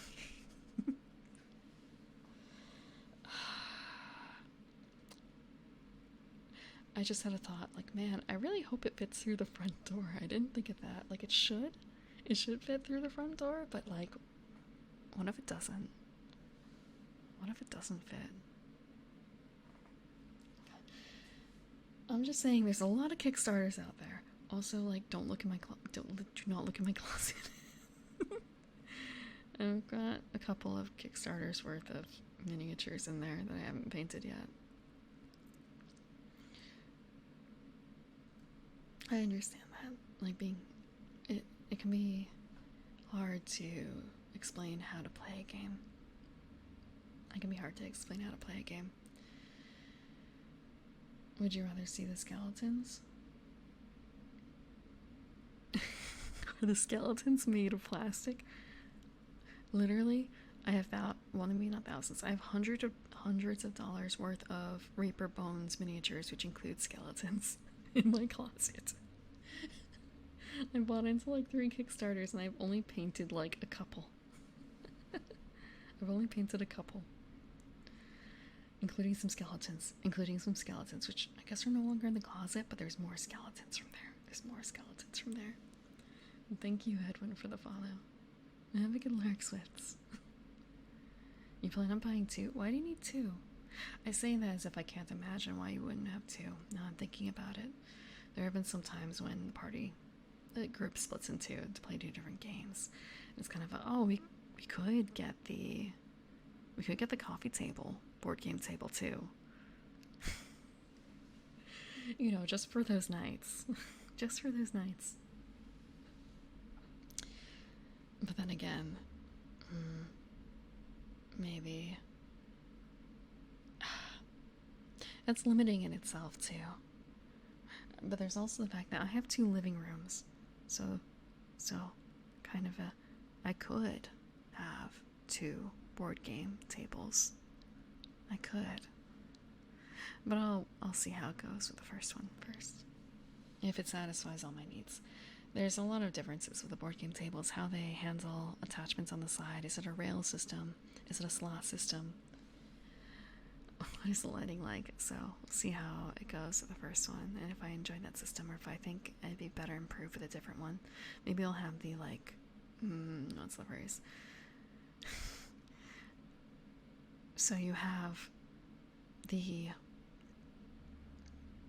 good Starbucks and the okay Starbucks, that kind of thing. Except it's tables, it's board game tables. Let's not play on that board game table. Let's play on this board game table. I'm not quite that far gone yet. Not yet. Thank you, Walrus King, for the follow. But it is the cat's feeding time, so I'm going to take a 5 to 10 minute break to take care of them, and then I'm going to be back and we're going to talk about the thing that's been on the screen this entire time. We're going to talk about the Jin.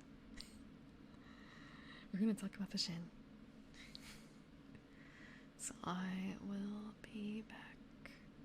Actually, is there one thing I can do? No, I can't do that yet. Pet a cat? I will pet a cat. They may not like it because they'll be eating. Or they're gonna just be hungry in general. But I'll do it. I'll see you in a bit.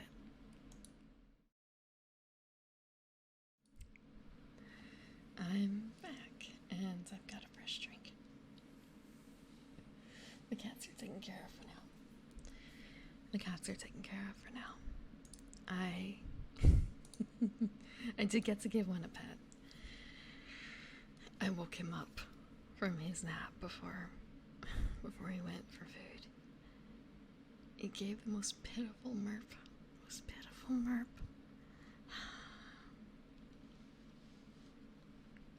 I need to arrange for him to get a nasal rinse. He needs a nose flush. He's been sick for the past month. It doesn't sound like he's improved.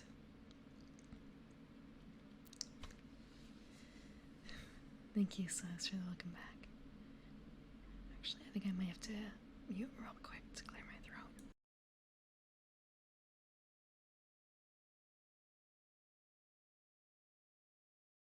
I think, there we go. There we go. I feel like it doesn't sound a lot different on the front end, but it feels different in the back end. Okay. So, ones that we have left. We've barely gotten like halfway through the monsters. We've barely gotten halfway through the monsters in this section. He loves it. He loves getting pet. So he raised his head to meet my hands. He was a very happy boy. He was a very happy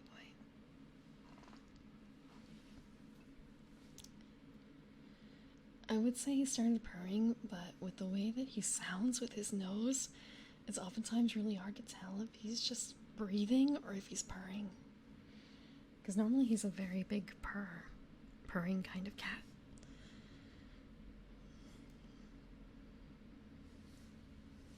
I think he caught COVID from me. I think he actually caught COVID from me. But he's sounding better than he did, just not better enough. Okay. Monsters we have left. Cats can get COVID. I think dogs can too. I think it's harder for a cat to give COVID to a human than it is for a human to give COVID to a cat.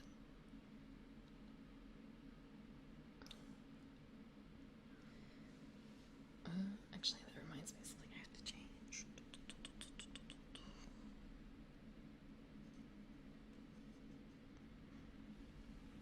Okay, here we go. Here we go. I think this might work. Okay, maybe that's a bit much. I adjusted a setting. I realized I was still on like regular talking mouth movements and not ASMR whisper mouth movement. But yeah, they can get COVID and they can get like COVID symptoms. I think it's not as devastating to them as it is to humans and elves, but still, it's not pleasant. He basically has he's had a really rough cat cold for the past month. He's been very sniffly, sneezy, labored breathing-ish. Like he's got a stuffed nose, and the vet did say he had a blocked nostril when I brought him last. And they said that he'd have to go back if it was still not good in like a week or two, and we're coming upon that time. I play board games on stream, yes. Actually, I don't. This past week, I played Tears of the Kingdom instead on Friday because it's release day. And the week before that, I played Parsley on stream, which is a party game. It's a role-playing party game. It's an old text adventure style RPG. Everyone shares the same character, a bit like everyone is Sean. Everybody is Sean. I should pronounce that a little slower. And I should also spell out parsley. I think it's everyone is Sean.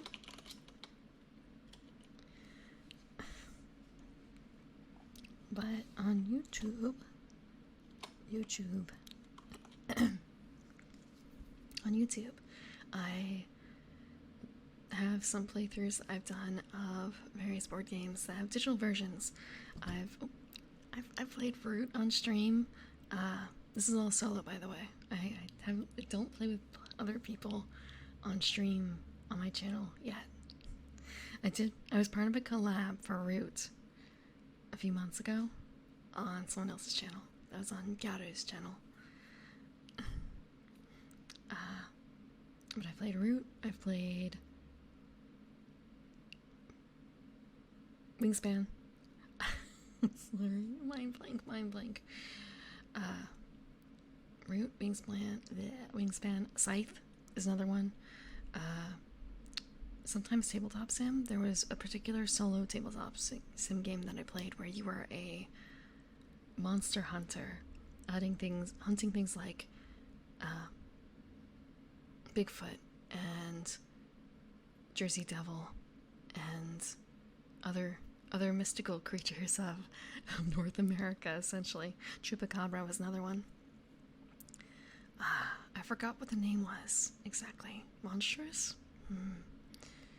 Apparently it was a cryptid hunting game, but it was actually a spin-off of another one that had the same major name but had a different subtitle. And that one was about the same concept, roughly, like you were a cryptid hunter, except it was more like Dracula and Frankenstein and like werewolves and stuff like that.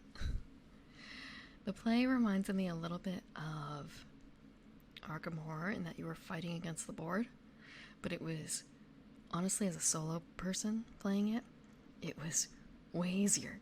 Like Arkham Horror is quite punishing, right? Arkham Horror is quite punishing. I haven't played it solo, however, so maybe it's a little different if you play Arkham Horror solo. I'm not certain if it supports it. I'm actually a little proud of myself. Normally when I mean Arkham Horror, I end up saying Call of Cthulhu. Even though Call of Cthulhu is the RPG and Arkham Horror is the board game. Like that's the same concept, the same world base. I don't even think it's the same company, right? Yeah, but there are some things that I don't think, even though they're co-op, can't be worked well as a one-player game. Arkham Horror, in a good or bad way, ridiculous. It really depends. One of the times I got to play Arkham Horror, I busted out the main game, and I think an expansion or two, and I played it with my brothers-in-law, my sister's husbands. They had no idea what they were in for. That was probably a mistake on my part, honestly. That was like a huge mistake. Just like going from them, I think the only other game that they've probably played were things like Monopoly and Trivial Pursuit. So going from that to Arkham Horror, mistake on my part. The monstrous one was one that I learned on stream, and honestly, I want to say, like, I played Root and Scion before, things like that, but not like super familiar with the rules, and oftentimes it'll be years between me playing it in person and playing digital copy. I played Everzel. That was the one that I had already played a physical edition of. Tanto Cuore as well. I have the after Oktoberfest box, but it does fit the winter romance stuff. But yeah, I do sometimes learn games on stream, board games on stream. But I want to say the options are a little limited, you know? There aren't too many board games out there that have proper digital editions. Because Tabletop Sim does have some solo, well, I shouldn't say solo. They do have tons of games on Tabletop Sim. The problem is, as a solo player, not so many.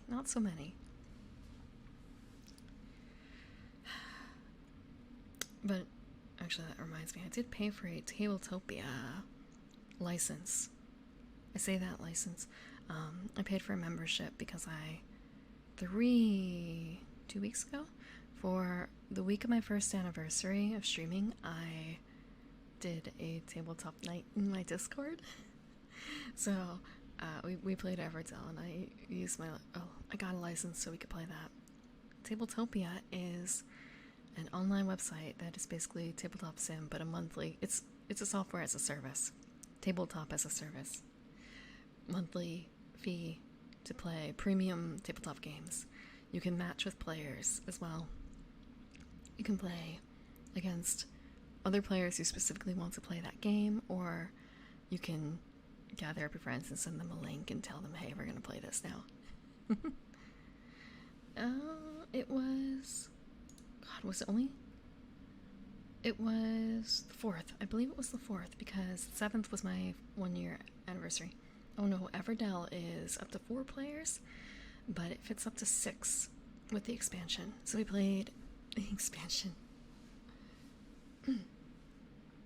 Yeah, there's two websites that I know of for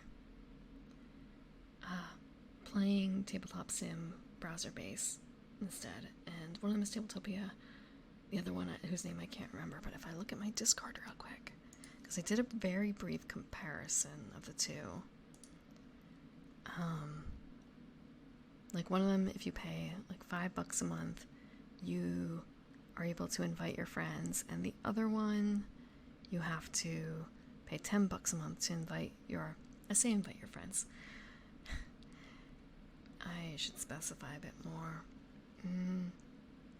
One person paying for the license, for the membership, and everyone else being a free guest with Board Game Arena. So Board Game Arena is $5 for the premium monthly perks, and that allows you to start a game as the premium member and invite players who are free tier to play with you. In Tabletopia, that is a $10 perk. Like you can't invite your friends for free to play games with you unless you pay $10. They do have a $10 or $5 membership for Tabletopia as well, but your friends would also need to have at least that membership level in order to play with you for premium games. Not all the games that either of those groups offer are premium, but the ones that you've likely heard of are premium, like Wingspan, Everdell. I say that as if those are everyday names like Monopoly. They're not, but they're more common. Like, they're in the top 100 or so of board games right now. Slightly different perks. I don't know what the rest are. The main focus of my time was what can I play for how much money? And I think the thing was, if I wanted a 6-player Everdell, I had to do Tabletopia. Thank you, Gentleman Heavy, for the follow. Is that heavy like TF2?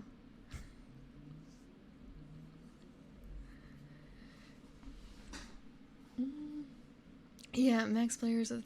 Yeah, it took a couple hours. Also, I forgot some rules. Each of them only have certain games. They had a lot of similar big name games, but smaller games may be a little different.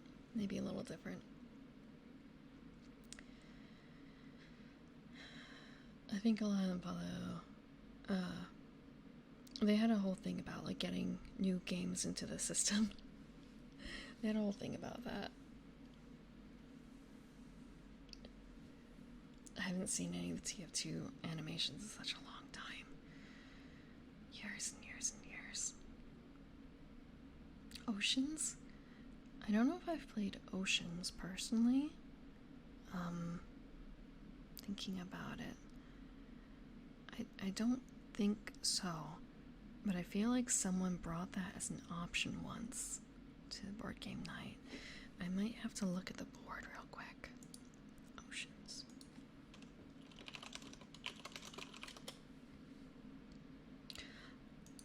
I think I have played it. Hold on. I have. I have. I remember the fishes. I have played Oceans. I feel like that was in the past 3 years, too, that I played it. I don't remember anything about it, really, except that I did, in fact, play it.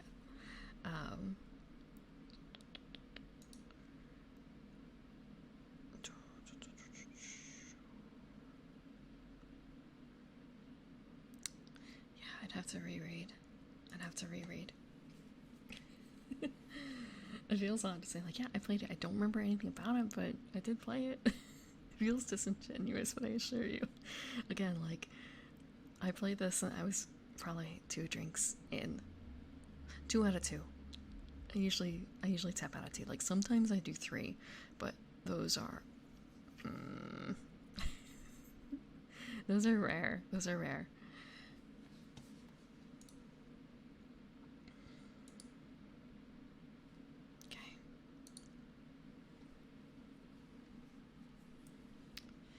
So, I feel like at least once a month I learn a new game of some sort. At least once a month, but not necessarily on stream. Although sometimes those are, like, asterisk. It's hard to compare, like, a normal board game. Okay. Maybe I shouldn't say board game, because one of these is not a board game that I'm thinking of. A couple months ago, I learned how to play Yahtzee. Because people are saying, like, oh, this is like Yahtzee. It's like, I don't know how to play Yahtzee. So I got my board game group to sit down and teach me Yahtzee, and we did it in like 5 minutes. It was kind of like, wait, that's it? That was really it? All this time? So it feels a little like cheating, because some of the games are very light, the ones I learned, and some of them are monstrous. Some of them are monstrous. Thank you for the subscription, Mars King. Thank you. No, it's probably, actually, I'm really banking on getting that board game table to have another night where I can bust out big games. Because there's some things you can't really bring to the bar. There's been some accidents. Some games have not left the bar in the same condition that they are. Whoa, they arrived. Thank you, Mars King, for the 10 subscriptions to the community. Welcome to the garden. Welcome to the garden, Wonder Asmer, and Mr. Karaz, and Caribris. Welcome to the garden, Legend. Ned Lives, and Coast 126. Welcome to the garden, Dismayer. I'm Southwestern, Fiendeg, and Majin Tatsu. Thank you.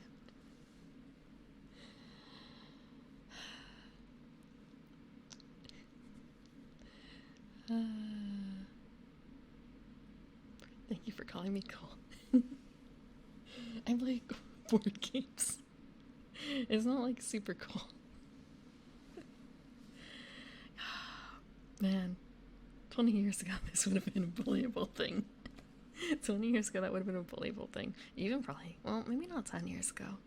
Maybe not 10 years ago.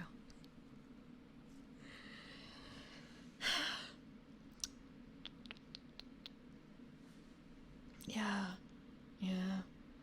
I remember playing Vampire the Masquerade. Now I'm thinking about it. Almost 20 years ago I played it. Oh no, almost 20 years ago I played it.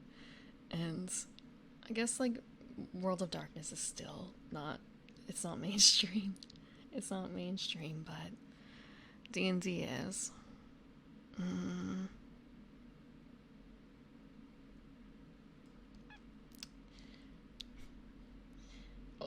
I'm just thinking about 20 years ago for board games. The ones I remember seeing people play was Risk and Warhammer. I knew people who played, I think, I don't know exactly what factions. Exactly. I think one was into Eldar, another one was probably was into Space Marines, but I don't know what flavor. But I do remember going to an event, a social event, and people bringing out their armies and bringing out their tape measures, actually having to measure.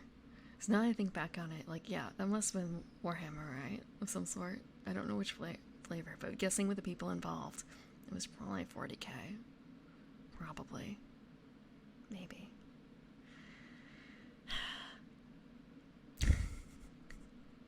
I didn't realize that Warhammer Fantasy came out before Warhammer 40K until I was reading the other night on lore. I thought they were a bit more... I mean, I know it's the same company and they have related concepts, but that they're not... It's not a progression from one thing to another.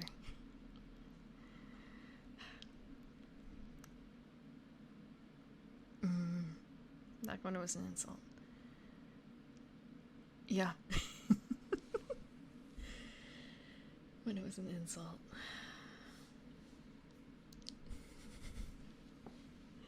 It's still a bit weird though in some cases. Like, what you mean it's okay to... Okay, maybe there are still some subsections that are a bit hidden.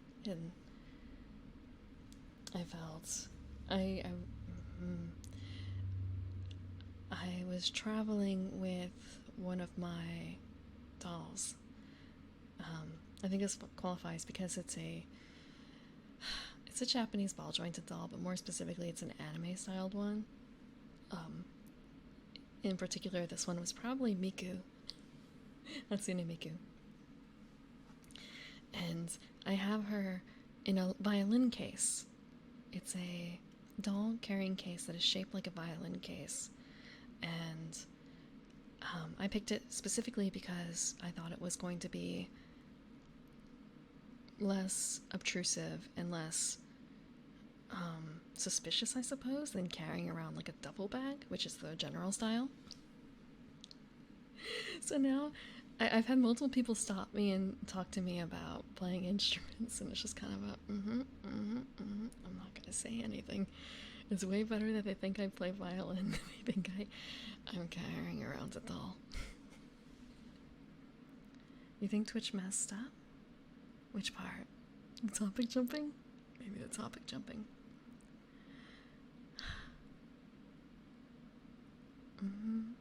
Yeah, they are expensive. They're like, you can... I've seen people pick up secondhand ones for rather cheap. I say rather cheap, like maybe $300 if it's a older doll that doesn't have a particularly loved face. I think Miku was $600 to $800. A lot of the other ones that I have are probably around like $800-900, just for the default. And then you tack on extra outfits and stuff.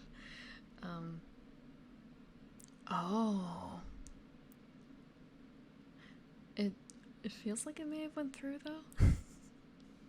I think it did go through. It did gift. So I have no idea. I don't know if I've ever...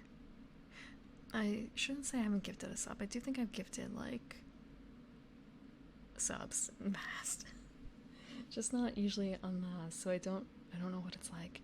You might have to check your email to see if it went through, because they usually send out emails after things like that, right? But yeah.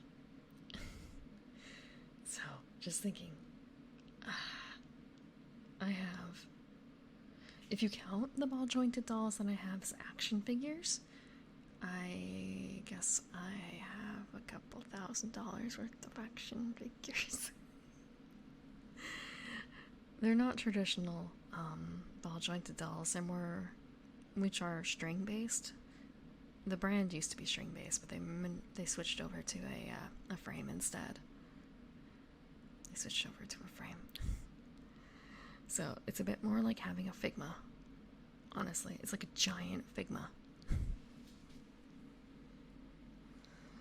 With some differences. You can swap out body parts more easily.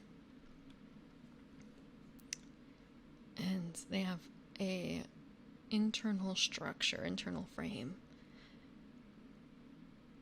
that pieces run through, unlike a Figma. But the actual joints themselves are basically circles on pegs. Pegs on circles. Pegs on circles. So maybe that mean it processed? I'm not certain. You might be able to find it in your history though. Like there's a page for that somewhere, right? And like your personal account stuff.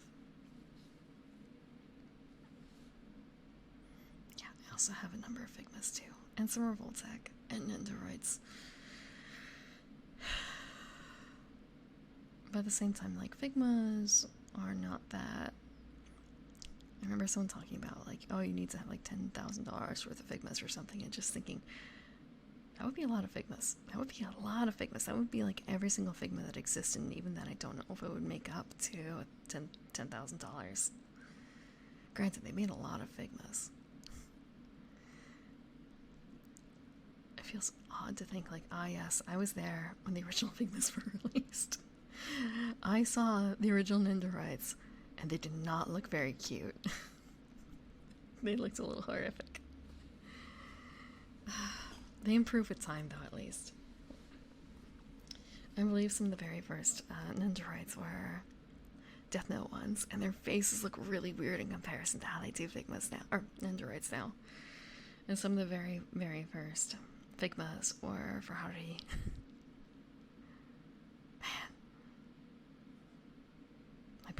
My poor Kyon.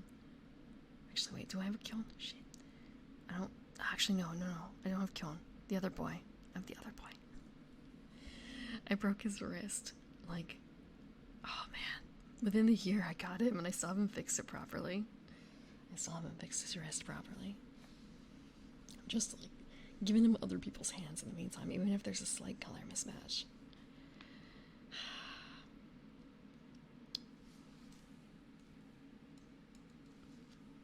Well, when Kyonko exists, I will say I like my I like male Haruhi. I like male Haruhi. And also, I mean, of course, well, I want to say a lot of people would like Kyonko better because they just like girls better, right?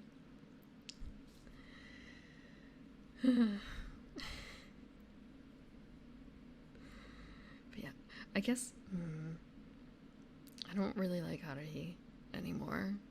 Not after, well, she was in the first series, I guess, and then second series.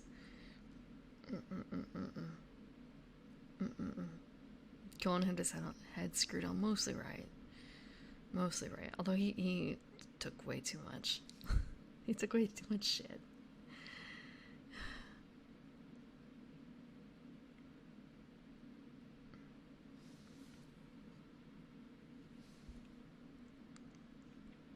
I used Tabletopia personally, but I have accounts on both. And I don't know what I'm going to use it again next. Otherwise, like, if my first choice would probably be Tabletop Simulator on Steam, simply because it has a huge selection. Like, yeah, you have to pay an upfront cost, but it's often on sale. Tabletop Simulator is often on sale. But yeah, and also there are companies that will put out actual beta versions of their games on Tabletop Sim so people can test them out. I actually have Darkest Dungeon, the board game, on there. The beta version. Alpha version? Probably beta version. And there's also one called Distillery, which also put out a beta version on Tabletop Sim. So, it really depends on the group. Like, my normal board game group does all have Tabletop Sim now, so we default to that if we're playing. Thank you, the Gopher God, for the follow. Okay. I'm meant to be reading about this shit. I'm not gonna get through this in time. I'm not gonna get through this. I normally stream from 5 to 9, ish. So it's like 20 minutes for all the rest of the sandbox. It's not happening. It's not happening. Oh no, it's fine. It's about the journey, isn't it? Not the destination. It's about the journey. I'm surprised that they don't have Catan. I wonder if it's a case of licensing issues. That's often it. I think a lot of the American companies are more free with it. For instance, the company that put out Root actually has on their website somewhere a link to the Tabletop Simulator board game, or Tabletop Sim edition workshop item for it, which has like all the content and fan content all wrapped together, which is kind of a little strange considering there's a standalone Root Steam game that you could buy, so it's kind of in direct competition with Tabletop Sim, but at the same time I want to say the Steam edition is nicer in terms of everything's on rails. It's hard to fuck up. But it also only lets you play a 4-player game. You can't. Even if you have the expansion, which they do have, you can't play anything higher than a 4-player game right now, as it is. But Tabletop Sim, well, sky's the limit, right? Sky's the limit. I mean, there's also the programming involved with that. The people who programmed it, though, did a pretty good job, and it does support as many players as the particular combination that you're playing with it allows. Thank you for the follow, Mark, yes. Let's see. So, we have the Jin, which is group, large, and magical. I'm surprised that they're group, honestly, for the Jin. Group? I wonder if they explain that. Their attack is Flame for D8 plus 1 damage. It ignores armor. They have 14 hit points and 4 armor. They have ranges of close and reach. And special qualities of Made of Flame. 3 isn't a bad name, or 3 isn't bad for board games, honestly. 4 is optimal. 4 is optimal. Then 5 and 6 are also okay. Once you hit 7, it's rather hard. 7 is difficult,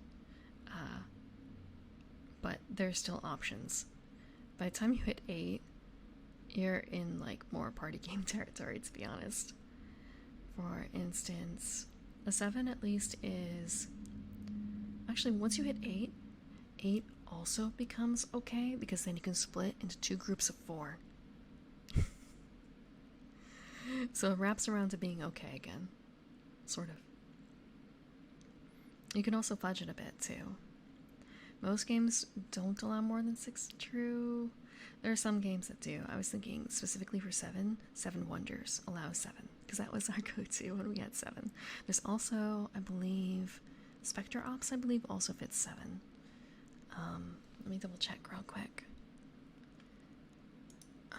And there was like one more that fit 8. There was another hidden movement game.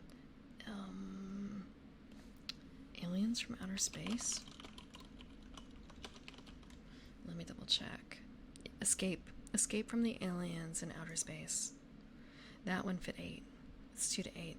Also, there's Captain Sonar, which fits 8. 8 is great for Captain Sonar. You can also do 6, but for Captain Sonar, you need even numbers. Odd numbers do not work. That's fine. I understand a lot of people just talk or listen to the talking. Thank you, Wizard C, for the follow. 7 Wonders does support it, right? I'm pretty certain 7 Wonders supports 7. Escape from the aliens from outer space. I'll provide a board game geek link to it. It's got a really neat cover. I will say that the markers are kind of shit, though. The markers are kind of shit. And let me grab Spectre Ops too. And Captain Sonar.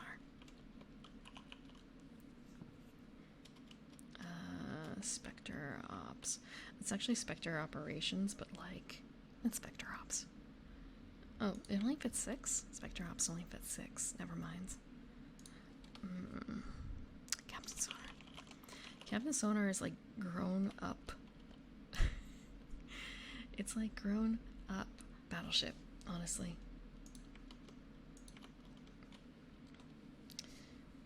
But again, it needs 6 or 8. You cannot do 7. Like, you could do it lower, but the way it's designed is that there are 2 teams split evenly, and everyone on a team has a special job. So there are, for instance, 2 captains, 2 engineers.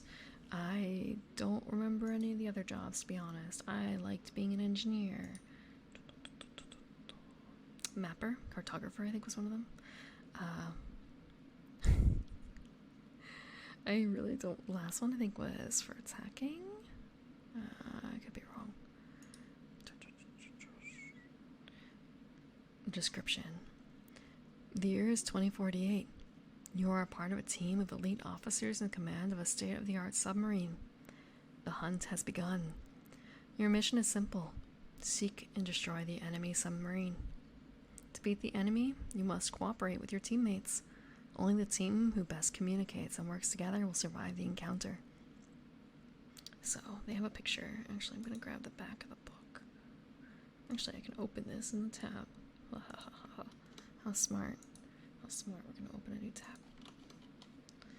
It's just tiny. This is tiny. Let me make it bigger. Let me make it bigger.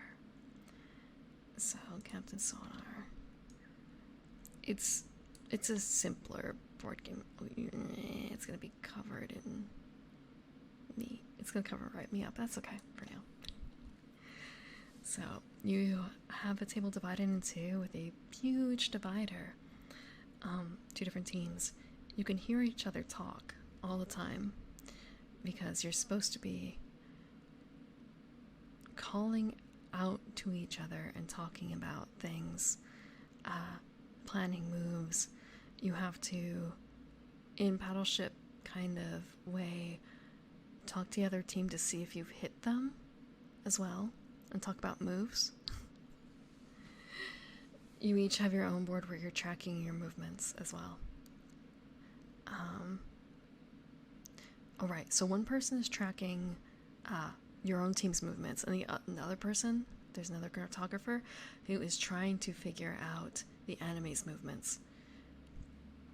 Because you have to call that you're like going north or going south or things like that, or you're rising up out of the ocean. Yeah, advanced battleship is a good way to put it. It's team battleship.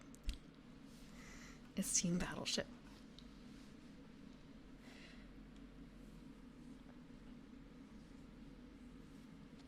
I feel like it's the kind of thing that works really well in Meat Space, but I don't know how well it would work online, to be honest. Maybe in like VR chat it would work if you have some sort of distance-based volume control, perhaps. But in regular space, it's too difficult. Regular internet space, it's far too difficult. I don't know what the Artemis Spaceship Bridge Simulator is. Is that I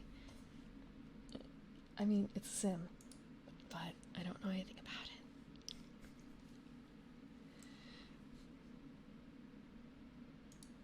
I'm gonna move it back to this. I'm gonna shrink it back. No, I didn't want to move it. I wanted to shrink it. Shrink.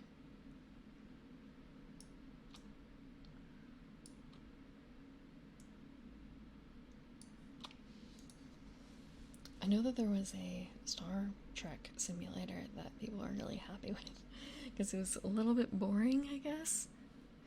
Just a little bit. It was very faithful.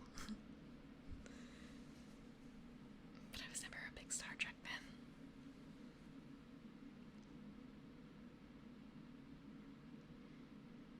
Ah. group is a bunch of spaceship people.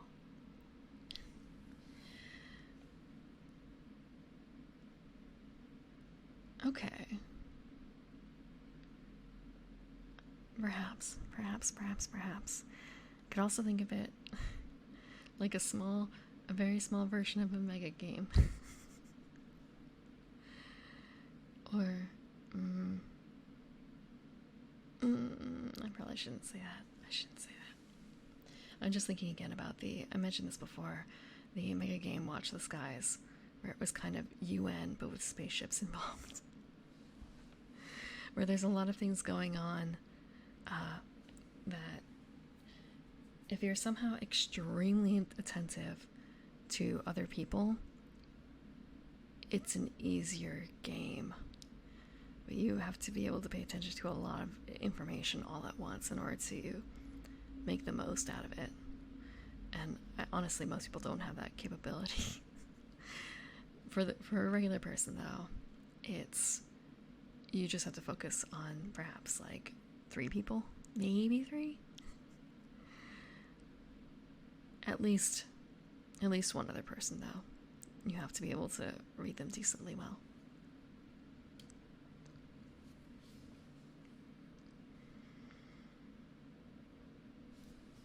Actually, I'm gonna move this a little bit more off to the side. I don't think there's really ever anything on the left side. Or, actually, no, they do sometimes put the sections on the right, but I don't think we're gonna get to any of those today. So for the Jinn, stop rubbing that lamp, you idiot. I do not care what you have read. It will not grant you wishes. I brought you here to show you something real, something true. See this mural? It shows the ancient city. The true city that came before. They called it Majlis, and it was made of brass by the spirits. They had golem servants and human lovers, and in that day, it was said you could trade them a year of your life for a favor. We are not here to gather treasure this night, fool. We are here to learn. The Jinn still sometimes come to these places, and you must understand their history if you are to know how to behave. They are powerful and wicked and proud, and you must know them if you hope to survive a summoning. Now, bring the lamp here and we will light it. It grows dark, and these ruins are dangerous at night. Instinct to burn eternally. It also grants, the moves include grant power for a price, and summon the forces of the City of Brass.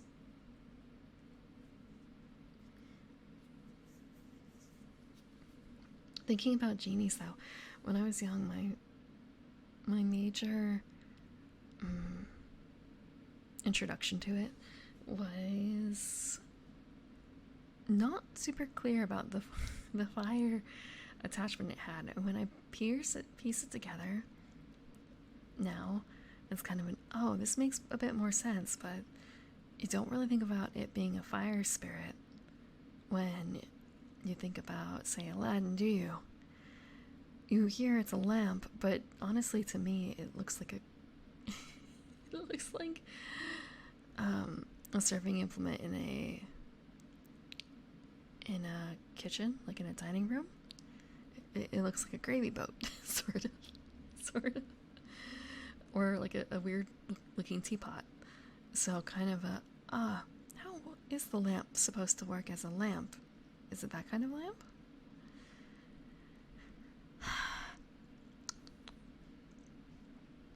I'm thinking about if it is the kind of lamp that you're supposed to light for light, no wonder it's a fire spirit. And no wonder it's curling wisps of smoke coming out.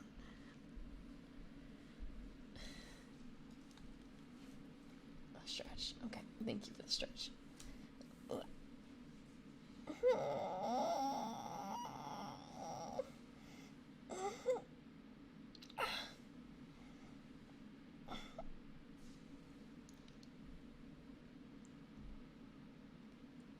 Okay, there were some cracks. cracks. There were some cracks. Ow. Not from the places I was expecting. Thank you for the stretch. Still feels a little bit like there's a crack. Hold on. In the neck. What is it, 2,000 years? Will give you such a crick in the neck.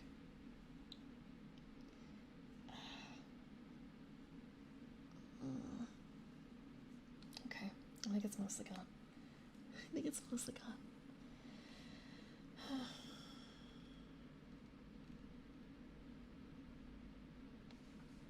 Maybe we'll finish one last page. I guess next time I'll just lump the Folk of the Realm in with the rest of these. Oh, okay. I just jumped half a page. Okay. Next up is the Hellhound. It is group, planner, and organized. 10,000 years. 10,000 years will give you such a crick in the neck. Yeah, I can't imagine 10,000 years. It's already bad enough at like 334.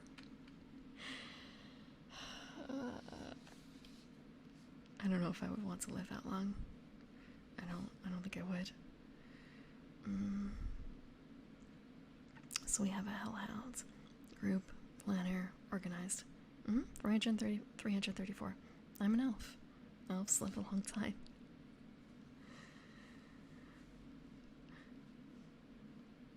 I'm turning 335 in around a week. Not exactly a week, but kind of around a week. Let me double check. Yeah, almost a week. A little bit over a week. But at this stage, it's kind of it's just another year. It's just another year. Maybe when I hit 350, it'll be a big deal. There isn't a whole lot necessarily.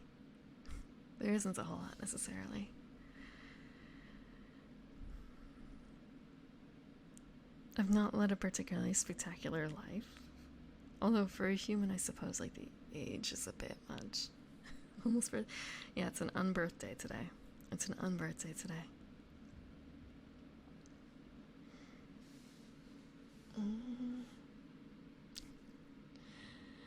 My family came from the old country, but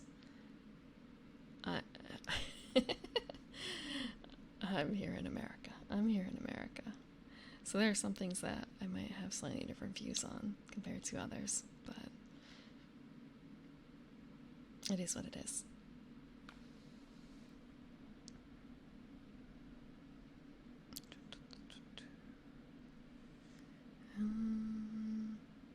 Tons of old countries.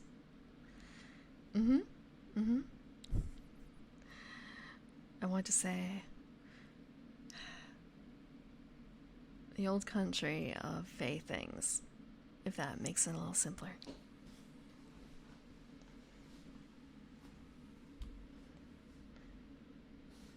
To not double take when I say unbirthday? What do you mean? Unless you're thinking shorten that phrase to something else, in which case no.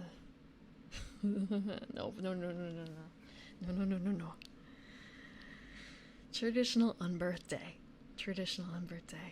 Thank you, JP Anime 56 for the follow.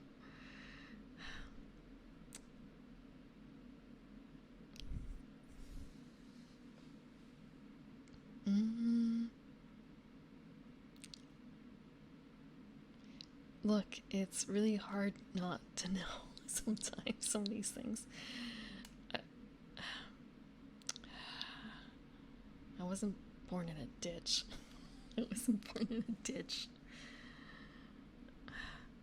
I've been around the internet long enough to know some things.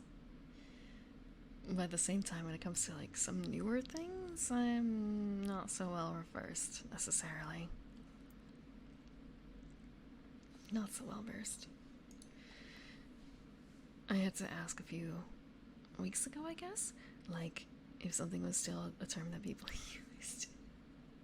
And the answer was, No, no, it's not. Everyone's just making fun of me instead. It was kind of Firm's so old. She doesn't know the cool term isn't doobie anymore. And it's kind of fine, fine.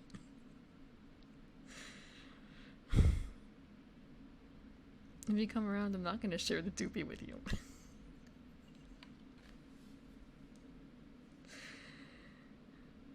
You get to know something's on the internet the longer you're on. Yeah. Although some things do disappear from the internet, sadly, there are a few things that I miss. There are some things that I miss.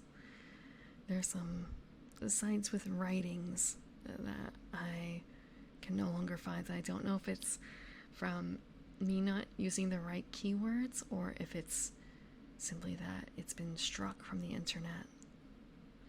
I have a feeling it might be the latter, but I'm hoping somewhere I'll be able to find it again. Someday. When the particular ones I'm thinking of are, it was a bundle of stories that were written. They were supposed to be real life stories about someone and his goings on with a particular tabletop role-playing group that he met over the internet. In particular, a very bad player that he was playing with, that he met through the internet, a girl. It was a comedy story. it was a comedy story, although like kind of RPG horror stories. That was very clearly what it was back in the day. But it was a personal website, I think. I think it also cataloged in general, like the games that he was in. But yeah, the horror story section. And I don't know where I'm able to find that again. I very specifically remember a few things about the games too. Dysfunctional. It was mostly functional except for that one girl. Except for the one girl. It was a game that he played vampire and mage with them. And he figured out very specifically, I think he may have been running the vampire game. He figured out that the girl, that it was a couple that was playing, at least two couples. The troublemaker was very specifically hitting on NPCs that were in the meta lore. She wouldn't go for anyone but those because he found out later that in other groups she was talking about her games and how she was, the love interest of Important Prince or whatever like that. Important Prince being someone who was actually in the meta. That was one of the things that I remember going on. So he also learned how to bait her into doing certain things, I think, keep her on track, because otherwise I think she was a bit difficult to wrangle. It was not Samuel Hite. It was very specifically, I would say, actually, Samuel Hite wasn't a prince, was he? He was never a prince, right? I know he was a vampire and a werewolf and a hunter and a mage and a whole bunch of other shit, but I don't think he ever was a prince. Yeah.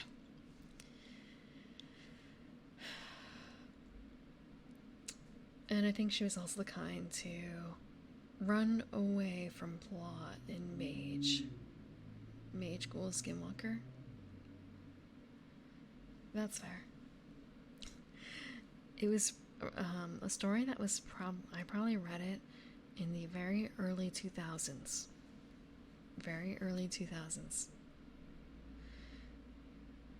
It was from a man's perspective.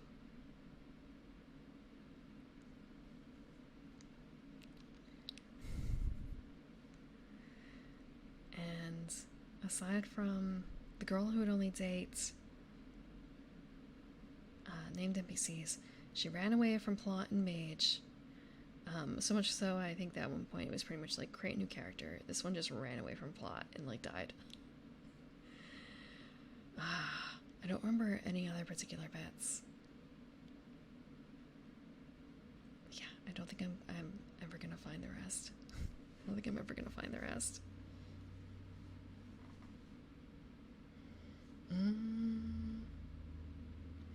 I feel like maybe if I ask other people who played at the time, but even then, I want to say I was playing.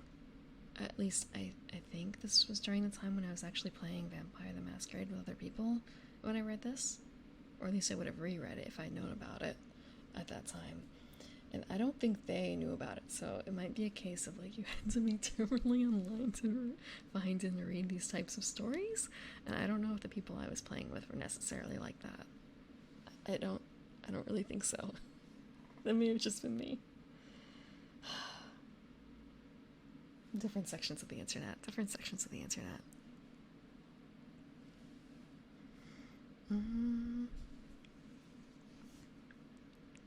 Okay, so we're going to read The Hellhound and one more before we call it.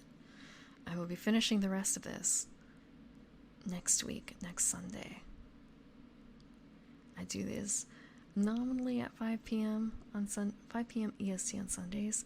However, it will likely depend on what time I wake up. I'm a creature of the night, so sometimes I wake up a little late. Please forgive me.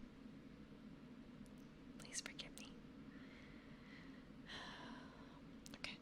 Hellhounds, group planner organized.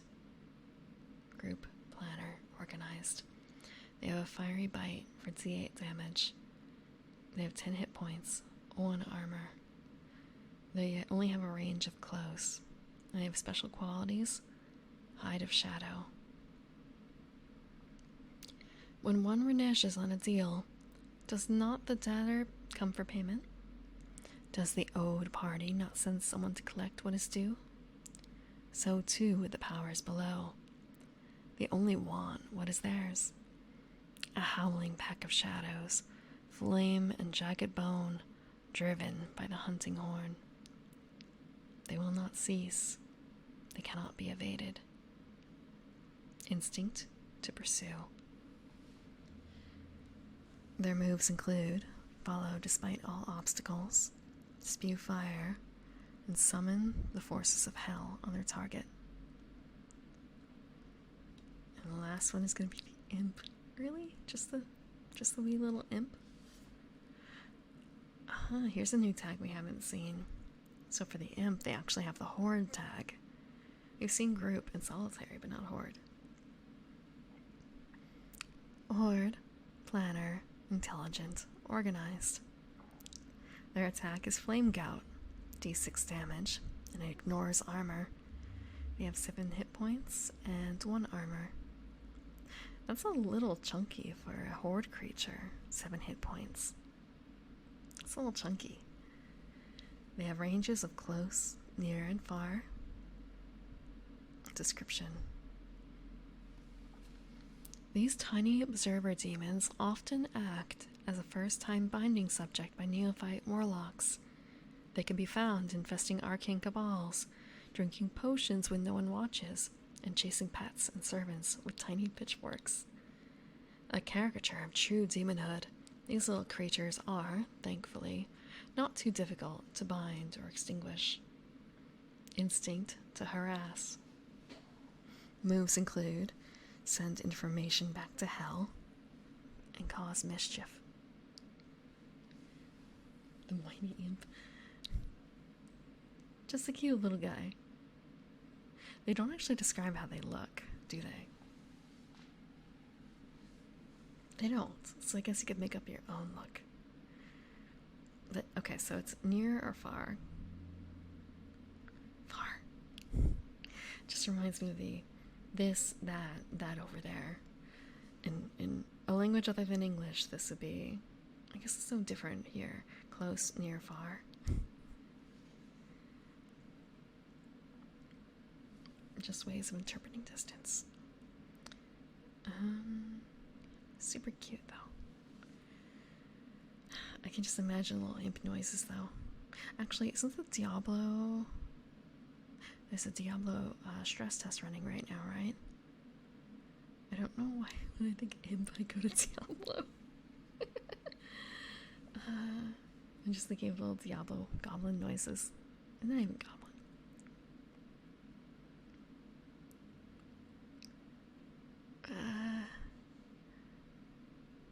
Please no. Please no, Fiendtech. Please no. The Fallen? I don't know. It's been a very long time since I've played Diablo. I played Diablo 3 around release and like a month or two after release, but I lost my passion for it after an unfortunate ending of the game. I try not to think about those small yellow-skinned creatures in overalls as little as possible, which was actually kind of hard. I went to Universal Studios, and they actually have they have a minion ride or something, and you know how hard it is to avoid minions there. It's a little hard to avoid minions.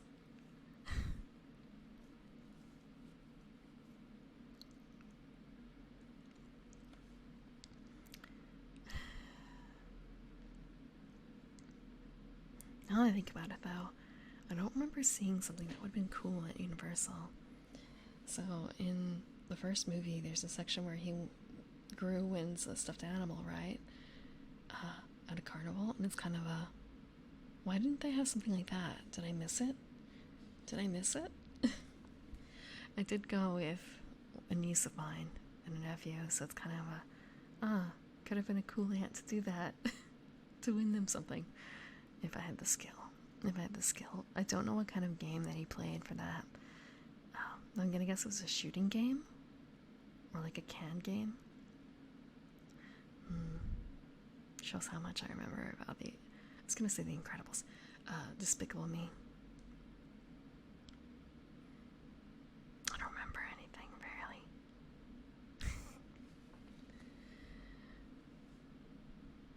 Okay. So, it's around my stopping point. We have not finished as much as I wanted. Let's see. I'm like going through the list again. So we only made it to Imp. We have 1, 2, 3, 4. We had 6 left. 6 left in this particular grouping, the Planar Powers. So we'll hopefully get through those next time, next Sunday. And maybe we will get through as well with Folk of the Realm, which is the last monster section. After that, it's going to be equipment. And a real quick check of something. So I remember this being a 400 and something page book. It's 410 pages. Where is it? We're at 300. We have 100 pages left. In this book. Granted, some of them are going to be thanks and indexes and things. But it's still 100 pages. It's taken me months.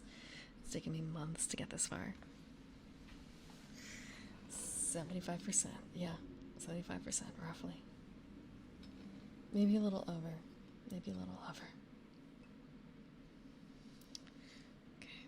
Who is up and doing ASMR at this time? It's kind of a case of, do you guys want ASMR or do you want nerd talk? It's a bit questionable which way it goes, to be honest. Which way does it go?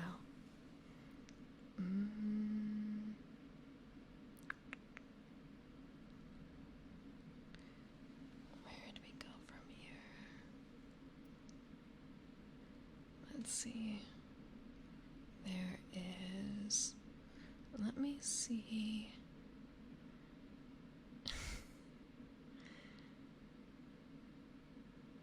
This person... I don't know too many people. Oh, Kitsune's on.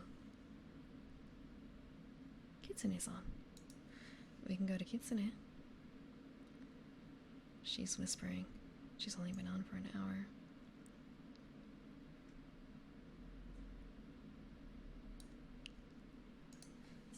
go say hello to Kitsune. Kitsura, Kitsura, Kitsura. My bad, it's Kitsura. Kitsura, please. Her name is actually Kitsura, please. But she is a kitsune. In my defense, she is a kitsune. She's got her tail wagging. We are going to read Kitsura. She's also doing ASMR. She does talking, and I also know that she has got an ear cleaner. She's got an ear cleaner. She's got a nice lower, but not like very low voice. She's got a nice lower voice. Thank you for coming, Beanzag. Thank you very much. So this upcoming week, Wednesday is going to be one of the Zelda games. I don't know which yet, but I'll put it on the calendar. We might finish Breath of the Wild on Sunday or Wednesday, and Friday is going to be another board game.